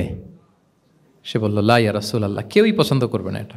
আচ্ছা আতু হিব্বুহু লি উম্মিক, তোমার মায়ের সাথে কেউ অপকর্ম করবে, এটা তুমি পছন্দ করবে? লা ইয়া রাসূলুল্লাহ না। আতু হিব্বুহু লি উখতিক, তোমার বোনের সাথে কেউ এই কাজ করবে, তুমি পছন্দ করবে? সে বলে না। ঠিক তখন রাসূল সাল্লাল্লাহু আলাইহি ওয়াসাল্লাম বললেন তুমি যে এই কাজের অনুমতি চাইলে, যার সাথে তুমি জিনায় লিপ্ত হবে সে তো কারো না কারো মা, কারো না কারো বোন, কারো না কারো আদরের কন্যা, তাহলে কিভাবে তুমি এটা করতে চাও? যুবক লজ্জিত হয়ে গেল, এত লজ্জিত হলো, রাবি বলতেছে ফালাম ইয়াকুন বা'দা যালিকাল ফাতা ইয়ালতাফিতু ইলা শাই, ওই রাবি বলতেছে এরপরে কোনোদিন এই যুবকরা ডানে বায়ে তাকাতেও দেখি নাই, স্ট্রেইট হাঁটতো। সুবহানাল্লাহ। রাসূল ইসলাম দোয়া করেছিলেন তার জন্য, আল্লাহুম্মা গফির যামবাহ ওয়া তাহহির কলবাহ ওয়া হাসসিন ফারজাহ, আল্লাহ তুমি তার গুনাহ মোচন করো, পাপ মোচন করো, আল্লাহ তুমি তার অন্তরকে পরিশুদ্ধ করো, আল্লাহ তুমি তার চরিত্রকে নিষ্কলুষ করে দাও। নবীর দোয়ার বরকতে চিরজীবনের জন্য নিষ্কলুষ পবিত্র তিনি হয়ে গেছেন। তাহলে দেখেন, তাকে অন্যভাবে বুঝাইলে হয়তো কাজ হইতে না, যখন তার নিজের উপর দিয়ে বোঝানো হলো, তোমার বোনের সাথে যদি হয়, তোমার মেয়ের সাথে যদি কেউ এটা করে তুমি মেনে নিতে পারবা? এটাকে বলে ইমোশনাল ইন্টেলিজেন্সকে কাজে লাগিয়ে মানুষের আবেগ অনুভূতিকে নাড়িয়ে দিয়ে teaching by touching the heart, teaching by touching the emotions. ইবনে আবি সালামা তিনি বলেন একবার রাসূল সাল্লাল্লাহু আলাইহি ওয়াসাল্লামের কোলে বসে, ছোটবেলায় কোলে বসার সৌভাগ্য আমার হয়েছিল, এবং আমাদেরকে খাবার দেয়া হলো, তো তিনি ছোট মানুষ, একবার এদিক থেকে খায় ওদিক থেকে খায়। রাসূল সাল্লাল্লাহু আলাইহি ওয়াসাল্লাম বললেন ইয়া গোলাম, হে শিশু, সাম্মিল্লাহ, বিসমিল্লাহ বলো, ওকুল বি ইয়ামিনিক, বা হাতে না ডান হাতে খাও। দেখেন ছোটদেরকে কীভাবে শেখাতেন, তারবিয়া, চাইল্ড তারবিয়া। ওয়াকুল মিম্মা ইয়ালিক, তোমার সামনে যেটা আছে ওইটা খাও, এদিক থেকে ওদিক থেকে চারদিক থেকে নিও না। রাবি বলেন যে ফামা ঝালা তিলকা তু'মাতু বাদু, উনি বলতেছেন এরপর থেকে আজীবন আমার খাওয়ার স্টাইল এটাই হয়ে গেছে। নবীর ওই কথা আমার কানে ঘন্টার মতো বাজে, খাওয়া শুরু করলেই আগে আমি বিসমিল্লাহ বলি, ডান হাত দিয়ে নেই, আর আমার সামনে যেটা আছে ওইটা থেকে খাওয়া শুরু করি। দেখেন চাইল্ড তারবিয়া কীভাবে করতেন। তাহলে এটিকেটস অফ হ্যাভিং ফুড কীভাবে খাবে রাসূল ইসলাম শিখালেন। আপনারা জানেন যে হাশিমি খানদান, মানে বনু হাশিমদের জন্য জাকাতের সম্পদ খাওয়া, রাসূল ইসলামের বংশের জন্য জাকাতের সম্পদ খাওয়া হারাম। তো একবার জাকাতের সাদাকার খেজুর ছিল স্তূপ করা, রাসূল ইসলামের নাতি হাসান রাদিয়াল্লাহু তাআলা আনহু, ছোট্ট মানুষ, এসেই ওই খেজুর নিয়ে খেতে আরম্ভ করল। দূর থেকে রাসূলুল্লাহ সাল্লাল্লাহু আলাইহি ওয়াসাল্লাম দেখে বললেন, কেখ কেখ এরমি বিহা। কেখ কেখ মানে আমরা বাংলা যেটাকে ওয়াক্থু, ওয়াক্থু মানে থু মেরে ফেলে দাও। এটা বলে তিনি হাসান রাদিয়াল্লাহু তাআলা আনহুর মুখ থেকে খেজুরটা বের করলেন আর বললেন, আলা তা'লাম আন্না লা নাকুলু সাদাকা, মানে নানা ভাই, আদরের নানা ভাই, তুমি কি জানো না আমরা সাদাকার সম্পদ খেতে পারি না, তাড়াতাড়ি ফেলে দাও। মুখ থেকে টেনে যে খেজুরটা নিয়েছিলেন হাসান রাদিয়াল্লাহু তাআলা আনহু, সেটাকে রাসূলুল্লাহ সাল্লাল্লাহু আলাইহি ওয়াসাল্লাম বের করে দিলেন। তাহলে এখানে কনসেপ্ট অফ হালাল অ্যান্ড হারাম ছোটবেলা থেকেই নানা ভাইকে উনি ক্লিয়ার করে দিচ্ছেন। আব্দুল্লাহ ইবনে আব্বাস রাদিয়াল্লাহু তাআলা আনহু রাসূলুল্লাহ সাল্লাল্লাহু আলাইহি ওয়াসাল্লামের কী ছিলেন সম্পর্কে বলেন, কি ছিল? সবাই বলেন আওয়াজ করে। কাজিন, চাচাতো ভাই। আরেকটা সম্পর্ক ছিল রাসূলুল্লাহ সাল্লাল্লাহু আলাইহি ওয়াসাল্লাম ওনার আর কি হইতো? খালু মাইমুনা বিনতুল হারিস রাদিয়াল্লাহু তাআলা আনহা, তিনি ছিলেন আব্দুল্লাহ ইবনে আব্বাসের খালা। আর যেহেতু রাসূলুল্লাহ সাল্লাল্লাহু আলাইহি ওয়াসাল্লাম বিয়ে করেছিলেন, ফলে রাসূলুল্লাহ সাল্লাল্লাহু আলাইহি ওয়াসাল্লাম ওনার সম্পর্কের আরেক সম্পর্কে কি হয়? খালু। তো উনি খুব ছোট ছিলেন, এত ছোট যে রাসূলুল্লাহ সাল্লাল্লাহু আলাইহি ওয়াসাল্লাম যখন ইন্তেকাল করেন তখন ওনার বয়স ছিল 13। আব্দুল্লাহ ইবনে আব্বাসের বয়স তখন কত? 13। তো ফলে ছোট মানুষ প্রায় খালার বাসায় রাতে থাকতো এবং রাসূল সাল্লাল্লাহু আলাইহি ওয়াসাল্লামের আশেপাশে ঘুমাতো। একবার রাসূল সাল্লাল্লাহু আলাইহি ওয়াসাল্লাম ওয়াশরুম করতে গেলেন দূরে, এবং রাসূল সাল্লাল্লাহু আলাইহি ওয়াসাল্লামের অভ্যেস ছিল ওয়াশরুম সেরে এসেই অজু করতেন। তো উনি এসে দেখে ওনার অজুর পাত্রে কে যেন পানি রেখে দিচ্ছে। জিজ্ঞেস করলেন কে রেখেছে? বলা হলো যে আব্দুল্লাহ ইবনে আব্বাস রেখেছে। রাসূল সাল্লাল্লাহু আলাইহি ওয়াসাল্লাম এত খুশি হলেন যে এখন যে আমার এটা দরকার, ছোট্ট আব্দুল্লাহ এটা বুঝে ফেললো। উনি ওনাকে জড়িয়ে ধরে একটা দোয়া করলেন, আল্লাহুম্মা আল্লিমহুল কিতাব, আল্লাহুম্মা ফাক্কিহু ফিদ্দীন ওয়া আল্লিমহু তা'বিল। আল্লাহ, আপনি আব্বাসকে কিতাবের জ্ঞান শিক্ষা দেন। এবং এই দোয়ার বরকতে উনি রাইসুল মুফাসসিরিন হয়েছেন। এই পৃথিবীতে যত মুফাসসির আসবে সব মুফাসসিরদের সম্রাট হচ্ছে আব্দুল্লাহ ইবনে আব্বাস রাদিয়াল্লাহু তাআলা আনহু। আচ্ছা, উনি কি শিখাতেন, কিভাবে শিখাতেন? তাহাজ্জুদের সময় রাসূল সাল্লাল্লাহু আলাইহি ওয়াসাল্লাম নামাজে দাঁড়ালেন, আব্দুল্লাহ ইবনে আব্বাস এসে রাসূল সাল্লাল্লাহু আলাইহি ওয়াসাল্লামের বাম দিকে দাঁড়ালেন। ছোট মানুষ ভাবছে আমিও যাই নামাজ পড়ি। আচ্ছা বলেন তো, যদি দুইজন হয় নামাজে, একজন ইমাম আরেকজন মুসল্লি, মুসল্লি ইমামের কোন দিকে দাঁড়াবে? কিন্তু আব্দুল্লাহ ইবনে আব্বাস দাঁড়াইছে কোন দিকে? বাম দিকে, কারণ উনি ব্যাপারটা জানেন না। তখন রাসূল সাল্লাল্লাহু আলাইহি ওয়াসাল্লাম কী করলেন? হাত দিয়ে টেনে পিছন দিয়ে এনে ডান দিকে নিয়ে আসলেন। তাহলে রুলিংস অফ সালাতের সুন্নাহ কি, কীভাবে দাঁড়াতে হবে, এটা তিনি শিখালেন ছোট্ট আব্বাসকে, আব্দুল্লাহ ইবনে আব্বাসকে। এরকম অসংখ্য হাদিস আপনি সিরাতের পরতে পরতে, হাদিসের পরতে পরতে পাবেন, যে বাচ্চাদেরকে, শুধু যে যুবকদেরকে, তরুণদেরকে রাসূল সাল্লাল্লাহু আলাইহি ওয়াসাল্লাম শিখিয়েছেন এমনটা না, বরং শিশুদেরকেও শিখিয়েছেন। এইভাবে রাসূল সাল্লাল্লাহু আলাইহি ওয়াসাল্লাম এমন এক শিক্ষা পদ্ধতি আমাদের জন্য উপহার দিয়েছেন, যেটার মধ্য দিয়ে তিনি শ্রেষ্ঠতম প্রজন্ম, the best generation ever on আর্থ, যেটা আমি শুরুতে বলেছি, এবং তার ধারাবাহিকতা এর পরের প্রজন্মকেও শ্রেষ্ঠ প্রজন্ম বলা হয়েছে। এর পরের প্রজন্ম, তিনটা জেনারেশন এই শিক্ষার, এই ওহির জ্ঞানের শিক্ষার ছোঁয়ায় তারা শ্রেষ্ঠ প্রজন্ম হয়েছে রাসূল সাল্লাল্লাহু আলাইহি ওয়াসাল্লামের এই শিক্ষা পদ্ধতির মধ্য দিয়ে। আমরা যদি সামারি করি যে রাসূল সাল্লাল্লাহু আলাইহি ওয়াসাল্লামের শিক্ষা পদ্ধতিটা কেমন ছিল, তাহলে বলতে হবে যে এটা উৎসাহমূলক ছিল, আশাব্যঞ্জক, কনফিডেন্ট বাড়া, ইন্সপায়ারিং ছিল। এটা কল্যাণকামিতায় ভরপুর ছিল, ওয়েল উইশিং ছিল। আমরা যেমনি কারো কথা শুনেই তার উত্তর দেই বা মাসালা বলে দেই, এরকম না। ইংরেজিতে এটাকে বলে এমপ্যাথেটিক। এমপ্যাথেটিক মানে খুব বেশি সুবিবেচক। He not only listen to the suffering of others, he use to feel it. তিনি ফিল করতেন। একজন এসে বলতেছে যে আমার এই সমস্যা, এটার এখন আমি কি করব? আমি জাস্ট বললাম এটার ইসলামী সমাধান এইটা, এটা হচ্ছে একটা। রাসূল ইসলাম এরকম না, যে বলতেছে তার কষ্টটা তিনি ফিল করার চেষ্টা করতেন, ফিল করে তখন তাকে গাইডলাইন দিতেন।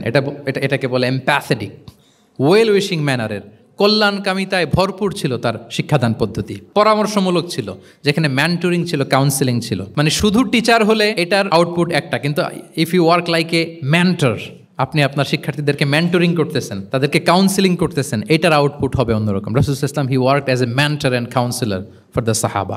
সুবহানাল্লাহ। রাসূল সাল্লাল্লাহু আলাইহি ওয়াসাল্লামের দেওয়ার শিক্ষাটা ছিল বেসিক্যালি অ্যাডভাইজারি। আমরা মাঝে মাঝে অ্যাডভাইজারি নেই, দেখবেন বড় বড় নেতা লক্ষ লক্ষ টাকা বেতন দিয়ে অনেক বড় বড় উপদেষ্টা রাখে, তারা বিভিন্ন ধরনের অ্যাডভাইস দেয়। রাসূল সাল্লাল্লাহু আলাইহি ওয়াসাল্লাম এই সার্ভিসটা সাহাবাদেরকে দিতেন। ওনার শিক্ষাটা ছিল অংশগ্রহণমূলক, মানে এঙ্গেজমেন্ট ছিল। একতরফা আমি বলে গেলাম অথবা একতরফা ওরা বলে গেল, এরকম না। জিজ্ঞেস করতেন, শুনতেন, শোনাতেন, প্রশ্ন করতেন, প্রশ্নের পিঠে প্রশ্ন ছুড়ে দিতেন। ইন্টারেক্টিভ ছিল, পার্টিসিপেটরি ছিল, অংশগ্রহণমূলক। এটাকে আমরা মানে ক্লাসিক স্কলাররা যেটাকে বলে সোহবাহ, কি বলে? আমরা বলি না যে সোহবতের বড় প্রয়োজন, রাসূল সাল্লাল্লাহু আলাইহি ওয়াসাল্লামের সোহবতে মূলত ওনারা নলেজটা অর্জন করেছিলেন, পার্টিসিপেটরি ছিল, এঙ্গেজমেন্ট ছিল। এবং আমরা উল্লেখ করেছি যে Q&A বেস ছিল, প্রশ্নোত্তরমূলক, ওরাল ছিল, যৌক্তিক ছিল, র্যাশনাল, রিজনিং শিখাতেন, কেন এটা হালাল, কেন হারাম, কেন এটা ডুজ অ্যান্ড কেন এটা ডোন্টস, এটা রাসূল সাল্লাল্লাহু আলাইহি ওয়াসাল্লাম বলেছেন। এবং হি use two prioritise the youth in training and grooming. বিশেষ করে বয়স্ক সাহাবাদের থেকে যুবকদেরকে বেশি প্রায়োরিটি দিতেন তালিমের ক্ষেত্রে, তারবিয়ার ক্ষেত্রে, কারণ তারাই উম্মাকে লিড দেবে। তারাই কি উম্মাকে লিড দেবে। এই যে এখানে যারা বসে আছেন, আমার তো মনে হয় বয়স 25 থেকে 30, এর আগেই বেশিরভাগ। সো আপনাদেরকে লিড দিতে হবে আগামীর বাংলাদেশে, ঠিক কি না? এই জন্য রাসূল সাল্লাল্লাহু আলাইহি ওয়াসাল্লাম বাছাই করে করে কোন সাহাবীর কী ধরনের যোগ্যতা আছে এবং ইসলামের জন্য এটা কিভাবে কাজে লাগতে পারে, ওইভাবে সাহাবীদেরকে তিনি গাইড করতেন। এবং সেটার ফলাফল তো আমরা দেখেছি, খয়রুল কুরুনি করনি সুম্মাল্লাযীনা ইয়ালুনাহুম সুম্মাল্লাযীনা ইয়ালুনাহুম। এই ওহির জ্ঞানের স্পর্শে, এই শিক্ষার, এই তালিমের স্পর্শে তারা শ্রেষ্ঠ প্রজন্ম হয়েছেন। এবং তার পরের প্রজন্ম 3টা প্রজন্মকে তিনি শ্রেষ্ঠ প্রজন্ম বলে ঘোষণা দিয়েছেন। আমি আর দীর্ঘায়িত করব না। আমরা যদি রাসূল সাল্লাল্লাহু আলাইহি ওয়াসাল্লামের আনিত এই শিক্ষা পদ্ধতি আমাদের শিক্ষা ব্যবস্থার মধ্যে ইনক্লুড করতে পারি, তাহলে আমরাও আমাদের প্রজন্মকে ওইরকম শ্রেষ্ঠ প্রজন্ম হিসেবে গড়ে তুলতে পারবো ইনশাআল্লাহ বিইذনিল্লাহ। আওয়াজ করে সবাই পড়ে ইনশাআল্লাহ বিইذনিল্লাহ।